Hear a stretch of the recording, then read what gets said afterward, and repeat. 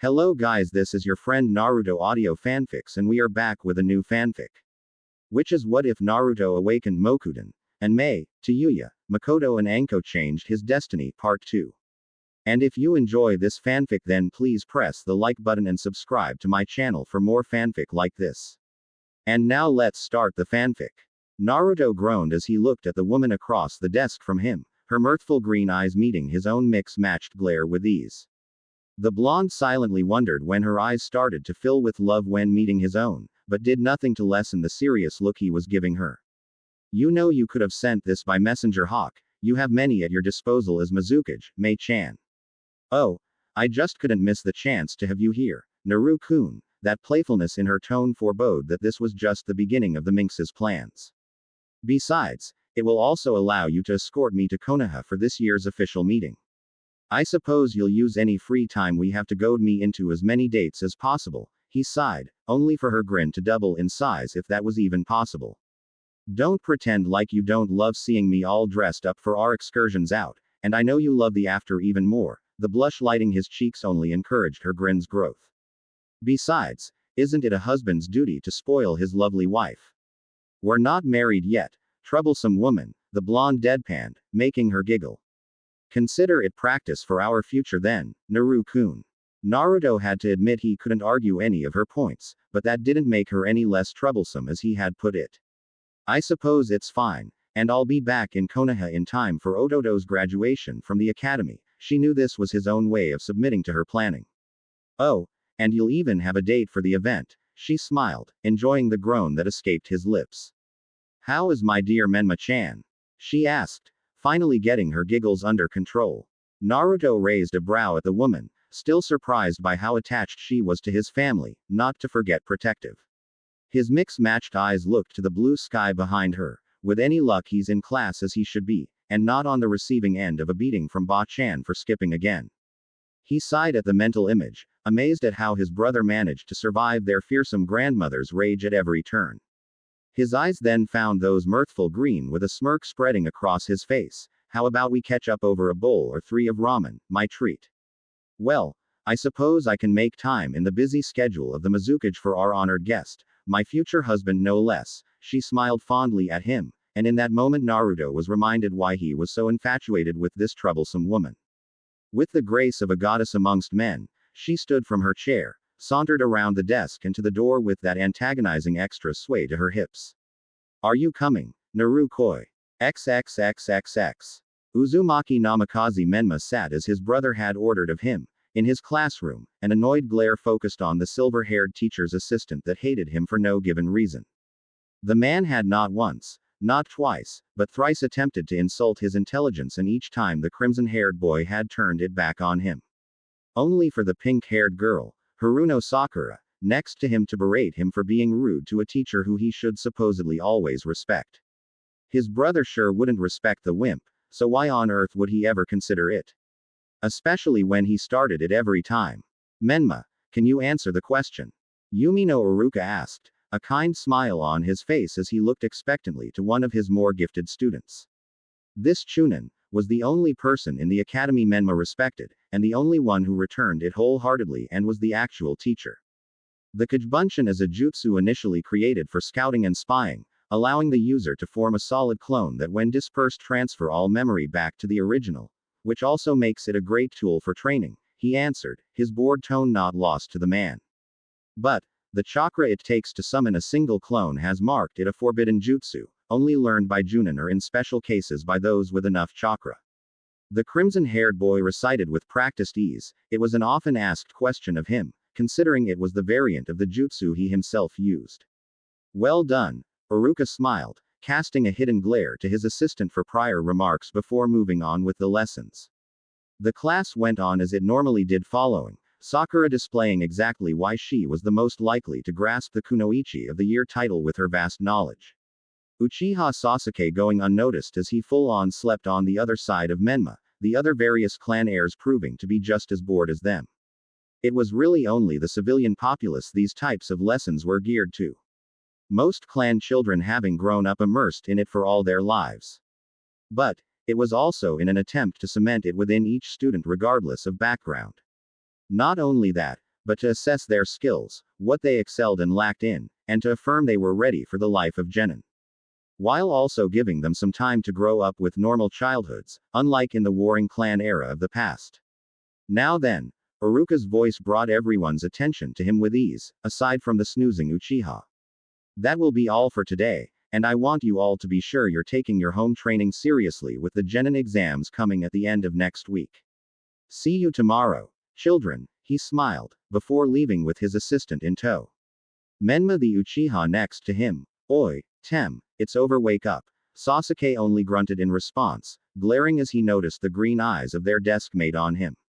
The girl was beyond obsessed with him, and it truly annoyed him to no end, especially considering he had no desire to even speak to the girl. Least of all not for the way she would berate his best friend one moment and then dote over him the next, it grated on his nerves. You going home to train, or you want to grab something to eat? The Uchiha raised a brow at him. I'm not going to that ramen stand with you again, besides Nichan said he'd train me today. Menma glared at him. What's wrong with Ichiraku? It's the dish of the gods. He declared, annoyed by his blasphemous best friend. Nothing. You just eat like a slob, Sasuke replied with a smirk before waving his goodbye, leaving the crimson-haired boy to grumble. I'll join you if you want. Menma, the boy jumped at the new voice, spinning around to find a blonde-haired girl leaning down from the row above. She smiled fondly at him, her teal eyes meeting his violet expectantly. Menma's eyes narrowed at her. What's your motive, Ino-chan? Yamanaka Ino laughed at his untrusting stare. I have no motives other than to have a meal with you, Menma. She paused for a moment, taking up a thoughtful look. This time, she added, making him face fault in her general direction. What do you say, forehead? You want to come? She asked, looking to the still scribbling Sakura. I guess if you're eating it, it can't be too bad. The girl sighed, then glared at Menma, for seemingly no cause. But, don't you try anything funny, mister. The threat was clear, and while Menma knew he could stop any attack from her, he never raised a hand to Sakura. Hi, Sakura-chan, he nodded, the girl missing it when he rolled his eyes after she looked away. After waiting for the pink-haired girl to pack her things, the unlikely trio were off, everyone else Ino attempted to involve having other plans. Menma was idly listening as the two girls conversed from either of his sides, beyond used to being stuck in between them.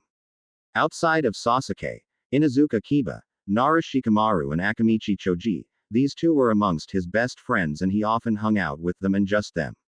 Not much longer found the three sitting in the famed, namely thanks to his brother, ramen stand.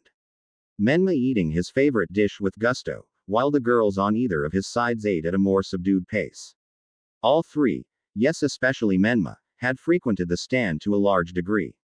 In part thanks to this generation's mild obsession with the head of the reborn Uzumaki clan, Naruto.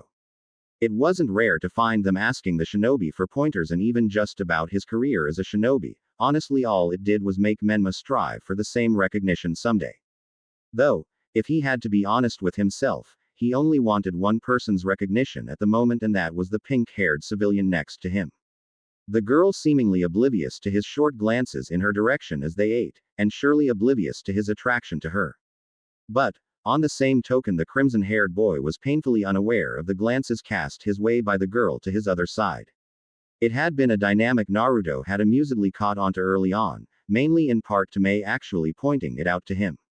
However, it did land the pink-haired civilian under the fearsome blonde's scrutiny, half wondering why his brother was infatuated with the girl. The other half of him wondering why his brother subjected himself to the girl's brash temper and fangirl tendencies towards Sasuke, especially with another girl his age clearly interested. But, it also reminded the blonde of how dubiously block-headed and unobservant to the fairer he once was. Ino sighed from the youngest Uzumaki's left, bringing the boy's attention to her with a curious look. Well, I really should be heading home. Tu-chan is probably wondering where I've been, she explained, earning a small smirk from the Uzumaki. Still as protective as ever of his little princess. Ino smirked back at the teasing way he called her that, but nodded nonetheless. It's the right of a daughter to have her father wrapped. Menma chuckled, before sharing a goodbye with the girl, Sakura promising to see her tomorrow. I suppose that means I should leave too. I need to do some training, the civilian girl admitted, and Menma looked to her with a smile. You could always come train with me, Sakura-chan. The pinkette suppressed her glare at the boy and allowed herself to smile. It wasn't the first time he'd offered and knew all too well it wouldn't be the last. Maybe next time. Baka, came the usual response, her smile becoming slightly sweet before she too got up and left him alone. Well, I guess I should get back too. Ero-senin is probably waiting to train me some. The boy sighed, leaving money on the counter and calling out his goodbye to the shop owner. Tsuki called out his own goodbye, grumbling at seeing once again an Uzumaki had overpaid and left the change. Not too much later, and the young teen walked into his home, finding Jiraiya planted at a desk with paperwork all around him. The stray curse and grumble were easy enough to pick up, Naruto's name being one of them, as the man glared at the papers. Apparently Naruto had left him in charge of the clan work while he was on mission to Kiri, and the Sannin was anything but pleased. So, that's your plan, Gaki. He heard the man sigh, looking at a seemingly innocent sheet of paper with some trepidation. Should have put you into the fold with the network long ago. If so, he shook his head, still not noticing the crimson-haired boy. Ero-senin, you still going to train me today? The white-haired man looked up at that, a smile instantly spreading across his face as he looked at his get-out-of-jail-free card. Without a moment's notice, two clones came into existence, taking over the man's work without even a word. Can't lie, kid. I definitely need the break. I don't see how that brother of yours puts up with all of that shit, Jiraiya proclaimed with a glare over his shoulder at the paperwork. It explains why he gets so grumpy all the time, I guess, Menma shrugged, not really knowing any of the intricacy that went into his brother's duties. Nor, in all honesty, did he care. Being the clan head wasn't his path, nor was it what he wanted from the future. His only dream being to take the same hat his father once wore, and be twice the cage he would have been. It sure does, and he's managing to keep me from my research without even being here, the pervert grumbled, pushing open the back door and leading Menma into the backyard. I turn the spy network I establish over to him, specifically so I can focus on my next book, and then he just tosses it back in my lap with an extra load. Menma knew this line of complaint. It was the same one he got whenever his brother left on mission, and more times than not it led to his grandfather going a little harder than necessary in their training. But, the crimson-haired boy took it in stride. Like his brother, he loved the challenge and soaked knowledge up like a sponge when given the opportunity. No, by no means did that mean he was what people liked to call a genius. He was a proud and brash moron at heart and always would be. But, hard work was his bread and butter, and it suited him well. Alright, Gaki. Nothing too crazy. Naruto doesn't want you learning anything too stupendous until after you graduate in 2 weeks, Jiraiya explained, and Menma was fully aware. Like always, this training session would be for his taijutsu and chakra control, something his brother always grinded into him. But, I will allow you to start using ninja tools of your choosing, anything you like. I want you to come straight at me with the intent to kill, the toad sage smirked, seeing that devious foxy grin on his youngest grandson's face. Having everything out in the open, secrets long since hidden before even the boy's father was alive, felt so good to Jiraiya. Being able to say Minato was his son, even if he was long since deceased, and call Naruto and Menma his grandsons was all the man had ever truly yearned for. Plus, Tsunade had been much more accepting to his advances, and that was always a win in his mind, most definitely. So lost in his musings, the self-proclaimed super pervert nearly missed his youngest throwing a Fuma shuriken directly at him. But, his grandson was caught completely off guard when Jiraiya did the impossible, stopping the blade with his teeth. The man smiled almost insanely at the boy, laughing at him with the blade still in his mouth. You're going to have to do better than that, Gaki, his mumbled voice said. Menma honestly should have expected something so crazy from his grandfather. The man set the precedent for being unpredictable. But, with that their training truly began, completely oblivious to the watching eyes of Hazel.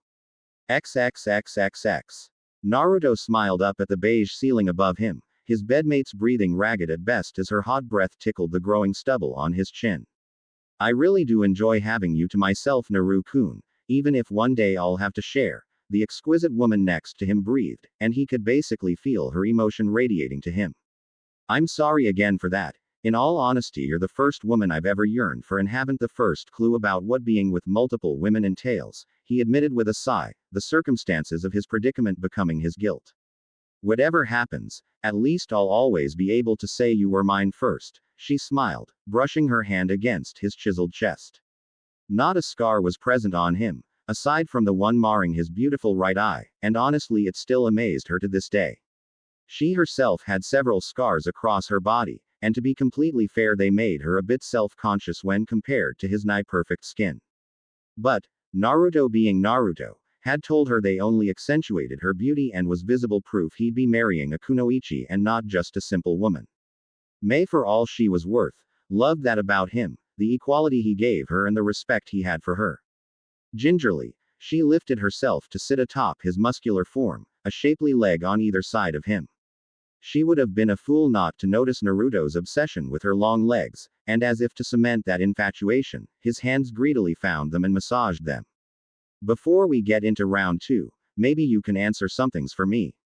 Naruto knew that tone, and even with the seductive hint of it and the way she leaned down to press herself fully against his body, he knew she wanted to talk shop.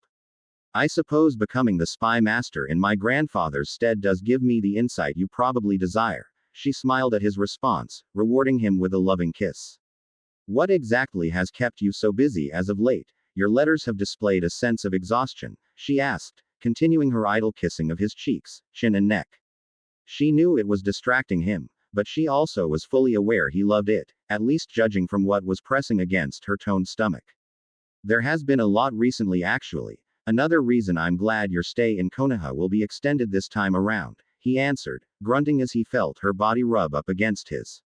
He loved the way they were, the teasing of theirs not ceasing for a moment, especially not when his hands glided from her thighs to her toned rear. How will your counsel do without you here? Oh, Ao-san will keep them in line, he knows my expectations, she whispered in between more kisses. Now, why don't you quit trying to distract me and give me some more detail, she asked, before his ear and whispering, I promise to reward you. Naruto chuckled at that. According to a particularly well-embedded spy of mine, the snake has been making quite a lot of plans for the exams in a little over 6 months. In her last report, that I actually went in person to receive, there will be a joint attack on Konoha. Her musing stopped there for but a moment, Naruto feeling her worry. No reason for that, Mizuhime. I've already started making plans for the snake. It's unfortunate, but my spy will surely be outed when I move against him after he enacts his plan. Do I need to have forces prepared for assistance? Her worry was still there, but Naruto effortlessly kissed her forehead and smiled. Not for now, I'll tell you more later. For now, that wolfish smirk came to his face, and before she knew it she found herself under him. I believe you mentioned a reward for my cooperation. Nay, Mizuhime, she nearly screamed when his lip assaulted her, knowing full well what her weaknesses were. She couldn't help the tightening in her nether regions as she felt the iron-like grip on her wrists, now held above her head. Such a naughty boy. Naru-kun, the purr escaped her lips before their after-hours escapades started anew.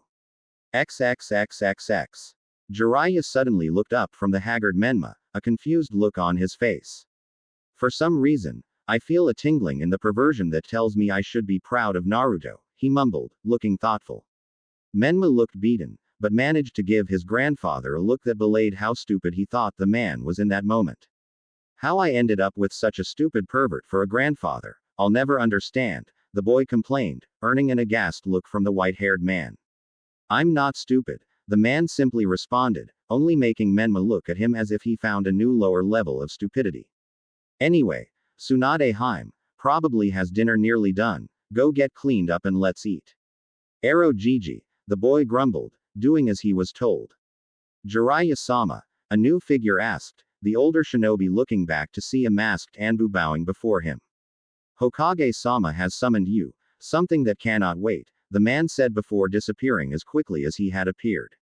Damn monkey, can't even let me enjoy a simple dinner with my family, he sighed, before making his way to inform Tsunade and then to the said monkey's office.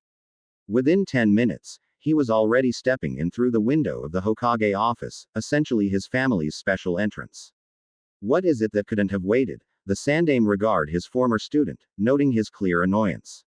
Forgive my intrusion on your evening, but I've opened a report from one of Naruto's contacts, he sighed, tossing the man the scroll before lighting his pipe. It would seem our snake problem of old has a few tricks up his sleeve for the coming months, starting with the academy graduation. So, you want me to go ahead and squash the bug? We know who it is, and quite frankly it explains his attitude towards Menma, Jiraiya said, seemingly a bit bored as he read the encrypted message. No, I want them to have a false sense of security. When he makes his move, then we will respond, the Hokage said with an exhale of smoke. After all, I'd very much like to know what it is my old student is after with this move of his. From what it says here, a plethora of things, our forbidden scroll being one of the first, and well, I suppose you know the rest. The toad sage let out a sigh of resignation, wondering why the old monkey wanted them to even wait. But he wasn't foolhardy enough to not know the man had some inclination of a plan for it. For the moment, I want you to keep an eye on Menma's class, see if there's anything you can learn. His order was clear, and all it served to do was make the Sannin groan. First Naruto makes more work for me, and now you want to add this on my plate. I'm supposed to be retired. The glare was ever present, and only caused the aged Kage to chuckle. You know retirement is never a true thing for people in our line of work, Jiraiya-kun. No, go and enjoy the rest of your night. I won't disturb you again until needed. The monkey waved him off, turning to look out his window at the monument of the cage. I'm sure you would have loved to see all of this, and what your family has grown into. Minato-kun, Kushina-chan, he thought solemnly, not fighting the small smile thinking of those two brought him. XXXXX. Naruto stood patiently in a clearing halfway in between the border of Hino-kuni and Konohagakure, nearly exactly halfway in between. A few steps behind him was Mei, waiting just as patiently as her husband-to-be. However, the third to their traveling party back to Konoha, Momochi Zabuza, was beyond antsy by this point. What is it exactly we're waiting for here, Gaki? Naruto sighed at the differently worded question he'd already answered twice now. Just be patient, Zabuza-sensei. They're nearly here, not much longer, he said with a sigh, earning yet another grunt from the man. Trust me, I'd much rather be on our way back to Konoha, but our delayed stay in Kiri forced me behind schedule. Mei gave his back a weak glare. She knew that was directed towards her in some way or form. Forcefully having to bite back the retort that he hadn't been complaining in her private quarters about them being behind schedule. But she knew now was not the time nor the place, and chose to just watch the blonde as he stood there. He was wearing a pair of black pants taped around the calves that went down into his black shinobi sandals, a black long-sleeved shirt with the crimson swirl of the Uzumaki on either shoulder with the sleeves rolled up, and his green Junin vest with a similar symbol on the back. But possibly her favorite part of the attire was the gift she had presented him with during their time in her home village. It was a white battle cloth hanging from his waist, blue flames licking the bottom with an intricate depiction of a snarling wolf and the newly instated symbol of the reborn Uzumaki clan. The crimson swirl standing out on the front of the cloth seemingly growing out of a brilliant blue lotus. He had worn the garment nearly non-stop since she gave it to him, the man actually complaining that he hadn't gotten her anything so nice. Just as her eyes were beginning to wander over his form for a third time, she heard the sound of leaves rustling before someone burst from the foliage above, immediately falling to a knee before Naruto. The first thing she noticed was the girl's long red hair, and then the strange outfit she wore. If she had to compare it to anything, it would be what Naruto had described Orochimaru's usual attire as, not that she knew how the boy knew that. But she just chalked that up to the boy's most recent occupation for his village. Report. His voice stern and commanding, something she rarely heard. Orochimaru has received word that your brother was the one to stop his spy, Mizuki, from stealing the forbidden scroll of sealing. She looked up, revealing brown eyes to him, but also a new scar on her chin. He assumed the snake had taken it out on his subordinate, and for a moment he needed to rein in his anger. What of his future plans? They're all in this scroll. I don't want to speak any details aloud. Very well. Stand up and turn around, the blonde ordered, and Mei found herself raising a curious brow at that one. If for some reason he suspects you, the seal I'm placing on your lower spine will allow you to call me for evacuation. Has he done something new to your curse mark? The girl, maybe at most 2 or 3 years his younger, was thankful he couldn't see her face, or the blush present from his hand working over her back. But she could feel the glare on her back from the other woman in the clearing. He's unlocked the second form of the mark. If not for the damn seal you placed on my scalp, I'm sure I would have lost my mind to the disgusting chakra it brings out.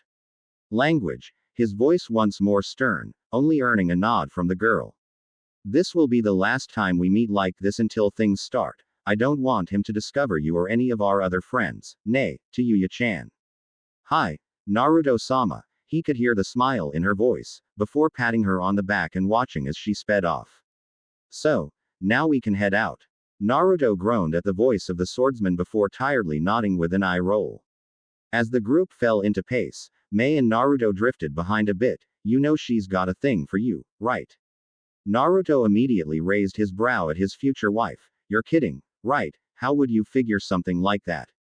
Call it woman's intuition. At least she's cute. The woman shrugged, now making the blonde look at her as if she'd grown a second head. Oh, don't act so innocent and oblivious. That stopped working on me long ago, Naru-kun. The purr made his spine shiver. Why did she even purr that? You utterly confuse me. XXXXX. Menma smiled foxily, proudly sitting in his spot with a shiny new Konoha Hitai around his forehead. It was the day following the exams, and ceremony that his brother had actually made it in time for every newly minted genin waiting for team assignments. It was nearly a week after Mizuki had attacked him on his way out with the Forbidden Scroll, leading to the Uzumaki deftly kicking the Chunins. In short, the crimson-haired boy was beyond elated with himself and the happenings of the past week. As per usual, Sasuke slept undisturbed to his left, Sakura on his right looking googly-eyed at the Uchiha, and Ino directly behind him. Though he was unaware of the Yamanaka heiress googly eyes pointedly staring at him, per usual. Yumino Iruka chose that moment to walk in, a clipboard under his arm and a smile on his face. Good morning, genin. Each former student returned his smile at that. Congratulations once more to all of you here for passing. It was a joy to have each of you here the past years. Moving forward into your career, I want you all to know that things will be getting much harder for you. The path of a shinobi is seldom ever an easy one, and rarely is one's life not in danger on our chosen path. I want you all to heed this warning, do your best, and learn everything your Junin captains have to teach you. It may just save your life someday. With his speech at an end, he got to the duty of calling out team assignments. Team 7, Haruno Sakura, Uchiha Sasuke and Uzumaki Namikaze Menma. Your Junin instructor will be Hatake Kakashi. Sakura cheered at being on the same team as Sasuke, even if she had to wait through the first 6 team announcements to find out. Sasuke merely smirked at Menma, who shot back that foxy grin of his before the two fist bumped. Team 8, Aburame Shino, Hyuga Hinata and Inazuka Kiba. Your sensei will be Yuhi Kurenai, Iruka continued, looking up at the happy yip of Kiba's ninkin, Akamaru before returning to his duty. Team 9 remains in rotation from last year, so Team 10 will be Akamichi Choji, Nara Shikamaru and Yamanaka Ino. Your sensei will be Sarutobi Asuma. And with that, comes the end of my job. Your senseis will arrive shortly. Good luck. Man, why can't I be on the team with Menma-kun? You've got all the luck, forehead. Ino pouted, rather cutely. You can have him, Sakura said, making the crimson-haired boy pout. I'm just happy to be on a team with Sasuke-kun. Her smile was large, completely unaware of the annoyed look sent by said Uchiha. Yo, Team 7, I'll be leading you to your meeting place. Menma found himself shocked to look up and find his older brother, standing there with a Kakashi-styled eye smile. Whispers about the man seemed to break out amongst the freshly minted teens, making him look around curiously. Was it something I said? You've kind of got that effect, Ni-chan, even if half of them already know you, Menma explained, walking up to stand next to his brother, shortly followed by Sasuke. Sakura-chan, you coming? He asked the still-sitting girl, his foxy grin on full display. Oi, Pinky, I don't have all day, Naruto grumbled, a small glare sent at the girl. Who bolted to his side after receiving it? My name is Sakura, not Pinky. And my brother's name is Menma, not Baka. The youngest Uzumaki was rather surprised Sakura actually had the guts to full-on match his brother's glare, but was even more surprised when his brother smirked widely. You've got guts, Pinky. I respect that. Sakura. Whatever, Pinky. Menma was positive he'd be receiving the punishment for his brother's nickname of his new teammate. He knew Sakura all too well. XXXXX. Roughly an hour later, the group of 4 sat on the roof of the academy, only one of them patiently awaiting the arrival of their wayward sensei. That one person being Menma, as even Naruto was irately glaring at anything. Sakura was glaring at the blonde, and Sasuke was, well, he was asleep. Thank you for picking up the students, Naruto. A black cat crossed my path and, his excuse wasn't allowed to continue as the blonde shot a kunai at him that forced him to duck. You've become lazy since leaving the Anbu Ni-chan. I suppose that's why the old monkey asked me to help with your team. The blonde glared heatedly, making the elder Junin look at him sheepishly. Anyway, Sasuke, Menma, you already know Kakashi ni, Pinky meet Hitaki Kakashi. Sakura. What's Pinky's problem? Kakashi asked, making the girl all out fume with unbridled anger. Yup, Menma was definitely going to catch the brunt of this. Damn it, my name is Haruno Sakura. She emphasized her words by decking the crimson-haired boy next to her. Naruto responded by chucking a kunai at her, the blunted ring of it smacking into her forehead and sending her flying across the rooftop. Bad Pinky, he admonished the now unconscious girl, making Kakashi sigh. I believe you went too far, Ododo, the Junin sensei sighed, visibly displeased. She's fine, look, she's already getting back up, the blonde pointed out, and Kakashi was surprised to see the girl stumbling back to where she had flown from. Now sitting obediently, where once before she had unashamedly glared at the blonde and hit his Ododo. Gomen, Naruto-sama, she said, making the blonde raise a brow before shrugging. Menma had long since returned to his spot, looking at Sakura with some worry in his violet eyes. Alright, now that we're all settled, Sasuke, wake up, Kakashi began, sending a bored look to the boy who easily did as asked, yawning loudly. Now then, let's move on to formal introduction, including my assistant Junin instructor. I smiled, jabbing a thumb at the eldest Uzumaki. I'm going to snap that monkey in half for making me do something so troublesome. Kakashi only chuckled at that, before continuing on with ease. Kakashi gave them his notorious eye smile. I'll start us off, Naruto, and the rest of you will follow. His eye smile only seemed to deepen at his words. My name is Hitaki Kakashi. I like a lot of different things, dislike a few, and don't entirely have a dream of any kind for the future. Each of the genin, even Naruto, could only deadpan at the man's flippant attitude. He literally only told them his name at most. The blonde sighed deeply. Guess that means it's my turn. My name is Uzumaki Namikaze Naruto. I'm the head of the Uzumaki clan. I like nature, ramen, Mei-chan, and my family. He sent a small smile to his brother. I dislike those who judge without knowing, fangirls and traitors. As for my dreams of the future, I wish to find a lasting peace for the shinobi world and see my clan reborn. He smiled before looking towards Sakura. Ladies first, Pinky. Sakura weakly glared at the nickname, now knowing better than to piss of their secondary sensei. My name is Haruno Sakura. I like reading, refining my chakra control, and dango. If Naruto gathered anything from the side glance she sent Sasuke, there was one more thing she wished to add to that list but left out for whatever reason. I dislike loud and rude people, and people who underestimate others. As for my dream, I want to be a medic nin and marry someone special to me. Again, she sent a glance towards the yawning Uchiha, who seemed anything but impressed. My turn, Menma declared, his foxy grin ever present. My name is Uzumaki Namikaze Menma, and I like ramen, training, in my family. Again, a smile was shared between the two brothers. I dislike the 3 minutes it takes to cook cup ramen. That Ba-chan won't let me eat all the ramen I want, perverts and traitors. I dream to help Ni-chan with his dreams and take the Hokage's hat from the old monkey. He beamed at that, showing 2 thumbs up. HN, Sasuke grunted, before continuing in a sedate pace. My name is Uchiha Sasuke. I like some things and dislike a great deal more, especially traitors. Naruto seemed annoyed at the aloof way the boy started, but his eyes softened at the final statement. It would seem the youngest Uchiha had been holding his father's actions close in mind. I don't really have a dream, more of an ambition to bring a certain man to justice. He glared at the ground as a pair of distinct Mangekyo flashed through his mind. Naruto and Kakashi shared a look, the blonde not liking the goal of his best friend's kid brother in the slightest. He'd be sure to keep a close eye on the boy. Well, I think that sums us up. Kaka-senpai, the blonde nonchalantly smiled, earning an eye smile from the Hitaki. Good. I want each of you to head home. Tomorrow it will be you 3 and I going through your first test as a team. meet at training ground 7, I smiled before disappearing in a cloud of smoke. Well, I have other places to be, I'll see you Gakis later and Pinky, he smirked when the girl glared at him. Should you all pass Kakashi's test tomorrow, come home with Menma and I'll introduce you to someone who may be able to help with one of your goals. With that, the blonde vanished in a Raiden Shunshin that mystified Sakura, the only one not used to seeing it. So, Menma smiled brightly. How about we go out for our first dinner as a team? No ramen, Sasuke immediately said, making the crimson-haired boy pout greatly.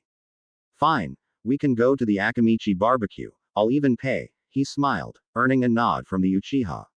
The black-haired boy most likely already thinking about their fire-roasted tomato dish.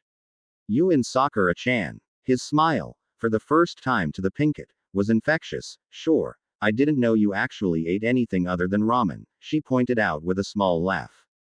Menma chuckled. As much as I'd like to, Ba-chan says I'd be a midget if I did, and she was reminded that he indeed was the tallest of them, if only by inches at best. Hurry up you two, Sasuke called over his shoulder, already jumping to the adjacent rooftop, neither seemingly taking notice of his momentary departure. Sweet. Taking the Konoha Speedway, the crimson-haired boy smirked, easily knocked from his sudden surprise. Hope you can keep up. Sakura-chan, Datbeo.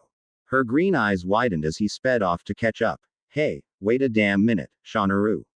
All the while, the three were unaware of their pair of sensei watching them with smiles. Maybe they won't be as hard to manage as you originally thought, Naruto smiled, knowing he was quite possibly wrong.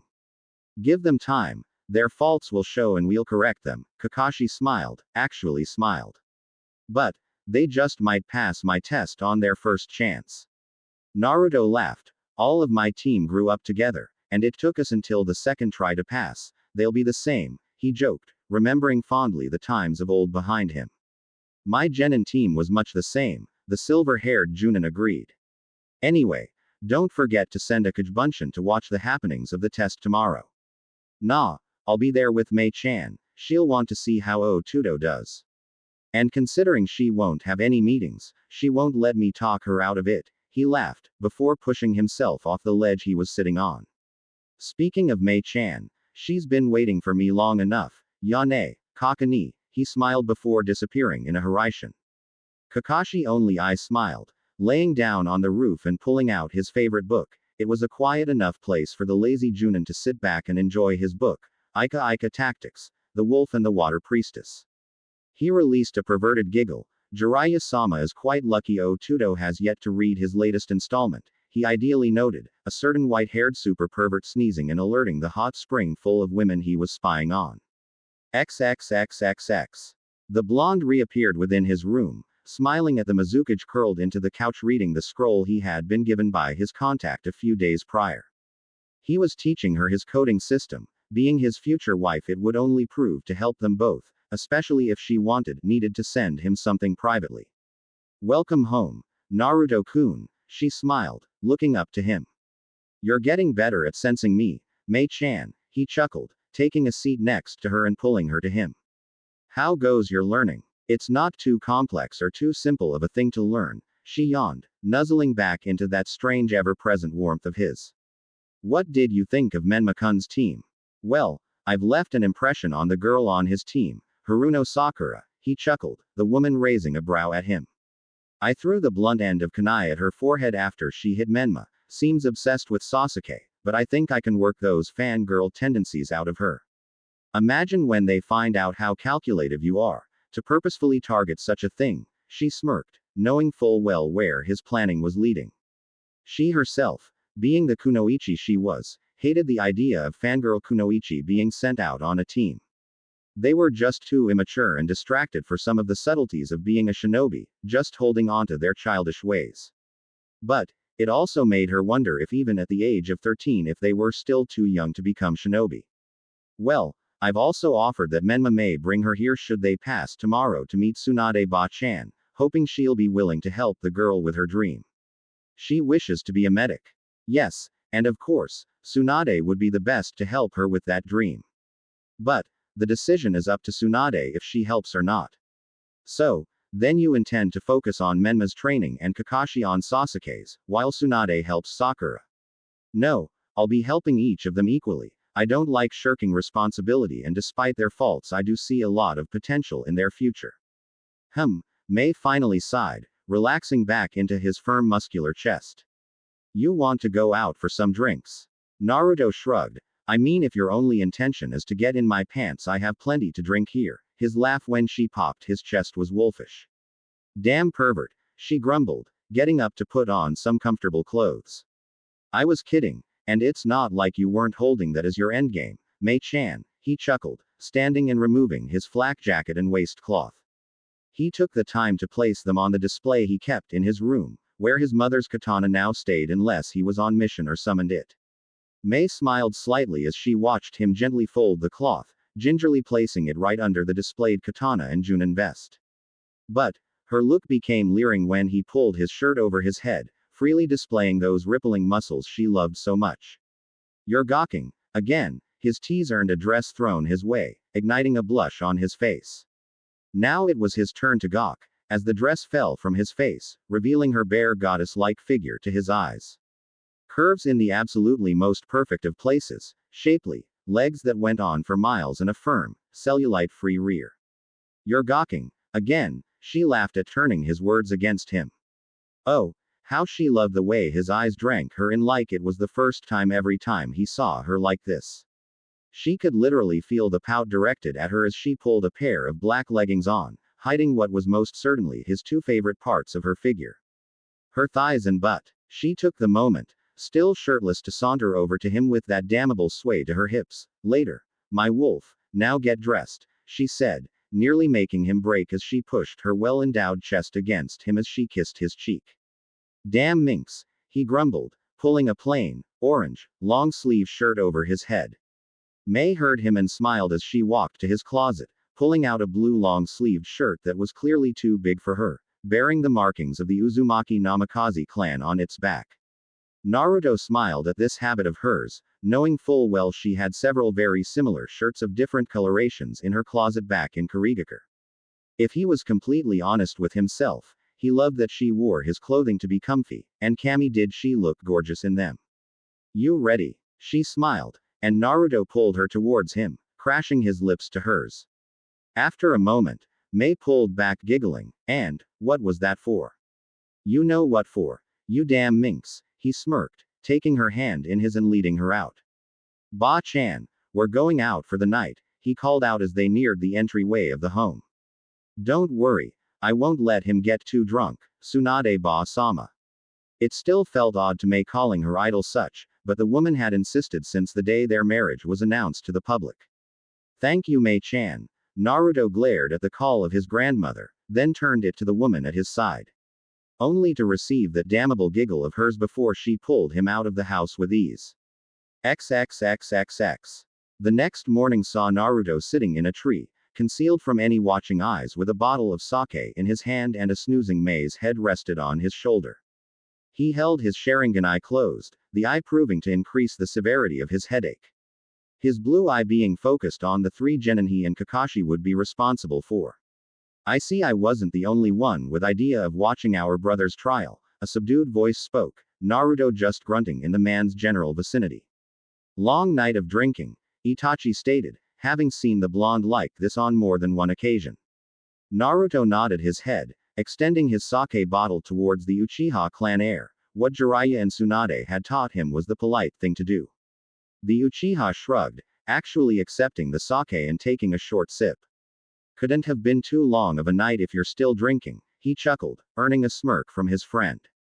Best thing for a hangover is to drink it away, or so Jiraiya says, he chuckled back, feeling Mei begin to wake. Is that Ko-sensei of yours still not here? She yawned, having had the time to simply sleep off her own hangover. It's the Kakashi way, Naruto and Itachi said at the same time, both nodding sagely for whatever reason. I'll take that as a no, she shook her head, honestly not used to it from the man. He'd never done anything of the sort during the rebellion, but she supposed it was different times. What have those 3 been doing? For the most part, plotting their vengeance against Kakani, but they've also managed to put together a plan of some kind. I honestly wasn't paying enough attention, and with my Sharingan increasing my headache, I couldn't read their lips, the blonde answered, earning a sympathetic look from his female companion. Down below, Sakura was looking at Menma as if he'd lost his mind, or rather like she'd never seen him before. He wasn't being the normal prankster, quirky, loudmouth idiot she had become accustomed to during their academy days. The crimson-haired boy was displaying a tactical mind, and a sharp one at that, as they talked over their plan. Apparently the Uzumaki had deduced that this would be a test of their abilities to work as a team, Sasuke quickly agreeing with his own smirk. Okay, so, what are we going to do to show teamwork exactly? The pink kid asked, honestly curious as to see how well he'd thought this through. Well, Kakashi knows Sasuke and I know how to work together, so after we first take the chance to hide and regroup, the two of us are going to charge in and engage. That should give you an opening to go after whatever it is he's going to be holding over our heads, I'm assuming bells. The bell test is a time-honored test that the Nadaime introduced when training the Sandaime. Just about every Junin sensei uses it.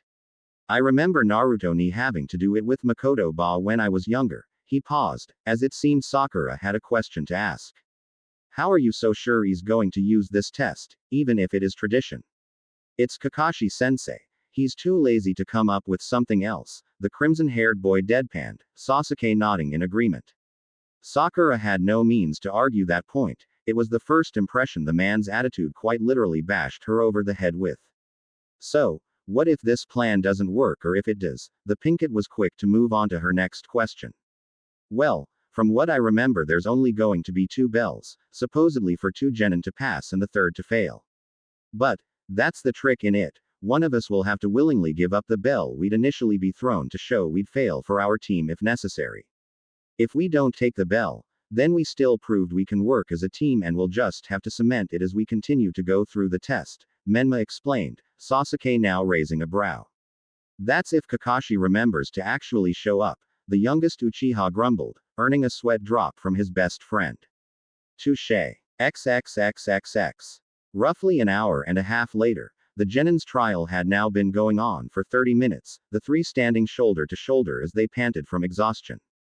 Kakashi was smiling at them, like he hadn't made them wait a total of 3 hours, his orange little book happily within his grasp.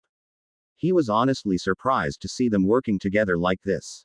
Menma and Sasuke wasn't such a surprise, but Sakura actually putting her infatuation aside and working just as hard as the two boys, was more than he could have expected.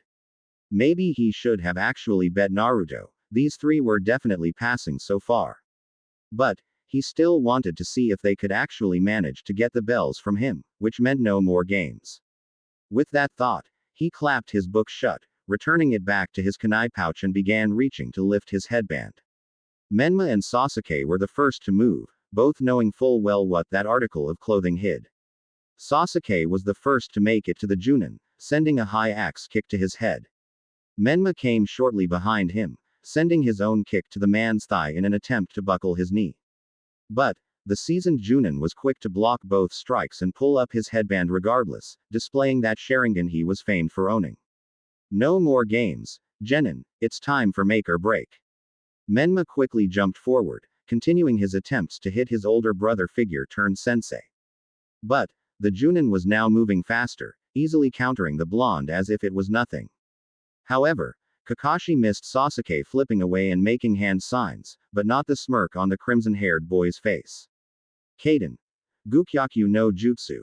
The Uchiha roared, and Kakashi's eyes widened. Menma was still in the way and would be hit with the jutsu. Quickly unleashing a kick to the still smirking boy's side, his eyes widened as who he'd just kicked disappeared in a cloud of smoke. Kajbunshin. When? He couldn't think about it then, he had to move out of the line of literal fire. Quickly putting all of his weight onto his planted foot and channeling some chakra for good measure, he jumped clear over the impressively sized fireball. His eyes widened in shock again, however, as a barrage of kunai came into his line of vision, coming from his pink-haired student. The mask he wore hid a proud smile as he used the ultimate cop-out, kawarimi, to substitute himself for one of the logs that littered the training ground. He was quickly back on the attack, charging for the team's weakest member Sakura, but as he reached halfway his eyes widened when he saw several Menmas burst from the ground all around him. So, you've gotten better with the Kajbunshin, and in general, no wonder you were able to beat a Chunin, Kakashi smiled proudly at him, earning that foxy grin. But there was no respite as the clones jumped him, Sasuke joining the fray and Sakura hanging back to throw kunai at him if he escaped. But her green eyes widened when within seconds, there were 6 pops and then the real Menma and Sasuke were sent careening past her. Just you and me now, Pinky. His tone was jovial and flippant all at once and it annoyed Sakura greatly. He watched as the girl pulled a fresh kunai from her weapons pouch, taking a taijutsu stance. It's an academy stance, but it's one of the best they taught, and it seems she's quite confident in it, he thought as he pulled a kunai from his holster to match his student. Come on, show me what you can do, he taunted, motioning her towards him with his hand. They traded blades for a moment, the girl showing her skill to be higher than Kakashi had initially thought. He was mildly impressed with the girl, and had plenty enough time to see any and all blaring weaknesses. He'd keep them in mind to correct them later, and he was sure their audience would do the same. Just as he was about to kick the girl, his eyes widened when Menma caught the appendage, a feral glare directed straight at him. But not a moment later that glare became a grin, when 3 more clones burst from the ground, one grabbing him in a full Nelson, the other grabbing his planted leg and the third snatching the bells from his waist. Kakashi allowed his eyes to widen as Menma flipped away after grabbing Sakura in his arms, his clone and Sasuke joining him. The clone handing him the 2 bells after he sat a blushing Sakura on her feet. But the smile came to his face when the crimson-haired Uzumaki handed Sasuke 1 bell and another to Sakura, beaming as the girl thanked him. Well, Team 7, it's official, you pass. XXXXX. Naruto sat on the branch high above, looking at his brother's back with a proud smile, Itachi and Mei doing much of the same. Well, it looks like you two are stuck with them now, Itachi chuckled, proud that his brother had worked so hard with his team for this win of theirs. I guess you'll be having to spend more time away from me when I am here in village, Mei pouted, Naruto shaking his head at her exasperatedly. As all you think about dates and monopolizing my time when you're here. Mei looked thoughtful for more than a moment, her finger pressed to her chin as she looked towards the sky for added effect, before turning to him and proudly saying, yes. Naruto rolled his eyes and chuckled at her, before kissing her cheek, damn minx. Looks like Kakashi has finished his speech and they're leaving already, Itachi noted, far beyond used to these two being all lovey-dovey around him. Kakashi ni is a cheapskate, they'll be headed to Ikiraku, Naruto said standing on the branch and offering his hand to Mei to help her up. The woman accepted it easily, looking forward to joining her future brother-in-law's team for this celebratory lunch. You coming? Itachi shook his head in the negative, I have to return to Ka-chan, she's still training me in the procedures of the clan head. Tell sensei I'll come by and see her soon, I'm sure she could use the distraction from her newly busy schedule, the blonde laughed, earning a thankful smile from his friend. Be sure to take good care of my Otudo when the real missions begin, he asked, bumping the blonde's offered fist as they usually did to say goodbye. As if he was my own, Naruto smiled before the 3 disappeared, Itachi heading in the opposite direction. It wasn't long before the blonde and his companion landed gracefully in front of the ramen stand, the young team already inside judging from the boisterous voice of Menma within. Mei lead the way, sneaking up behind her future brother-in-law to surprise him with a hug, the crimson-haired boy jumping in surprise. Mei Ne-chan, what are you doing here? You didn't honestly think we weren't watching, did you Ototo? Naruto answered for the doting woman, smiling at his little brother with pride. I'm very proud of how all 3 of you did in your trial today, and as such, the lunch is on me, he smiled, pointedly giving Sakura a longer glance than the 2 boys. And, don't worry, I'll make good on my promise from yesterday. Sakura beamed at that, having already deduced who she was hopefully going to meet today. The only medical ninja she knew within the Uzumaki clan was Senju Tsunade, her all-time idol. Thank you, Naruto-sensei. Sure thing, Pinky, he chuckled, patting the girl on the head before taking the open seat next to his Otudo, Mei sitting next to him and continuing her doting over the boy as the blonde placed their order. The team, their senseis and their guest all talked animatedly as they waited for their meal, and throughout the entire thing. This being the first time Sakura had not seen Menma eating bowl after bowl like a man possessed. Apparently, the Mizukage brought some of the forgotten manners out of him, and it was that fact that made her wonder how much she didn't know about the boy. especially as the protective feeling she'd felt from him when he stopped Kakashi's kick and when he had held her bridal style resurfaced in the back of her mind. She instantly stomped that thought down. There was absolutely no way she was having any interest in Uzumaki Namikaze Menma. Besides, what would Ino think? She couldn't do that to her oldest friend. She sneaked a peek at him, seeing the lively smile on his face that was most certainly the most infectious thing in the world. Okay. Maybe, no.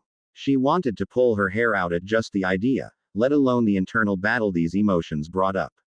Alright, well, if we're all done, let's head out, Naruto said, placing more than enough payment on the counter for all the group had eaten and drank. Thanks for the hospitality, Tsukiji, Ayame-chan, see you next time. Quit leaving so much money, Gaki. Tsuki raged as his favorite customers, namely the Uzumaki Namikazes, walked out of the stand. The old man only smiled, shaking his head as he pocketed the money. Ayame, remind me to talk to Naruto about investing in the stand, maybe then he'll let me feed him for free. I doubt that too, Chan. The girl giggled, knowing how her father would happily let that family eat for free if they'd let him. XXXXX. Ba-chan, I've got someone here I want you to meet, Naruto called into the home as he walked in, holding the door open for Mei, Menma and Sakura. I'm drinking. You come to me, he heard the woman call back, making him chuckle and lead the way into the house. Sakura looked around in wonder as they walked from the ornate entranceway into a masterpiece of a living room lounge, connected to a bar area and the kitchen proper. Then, her eyes landed on the legendary medic herself, the woman clearly enjoying a bottle of sake with two others present.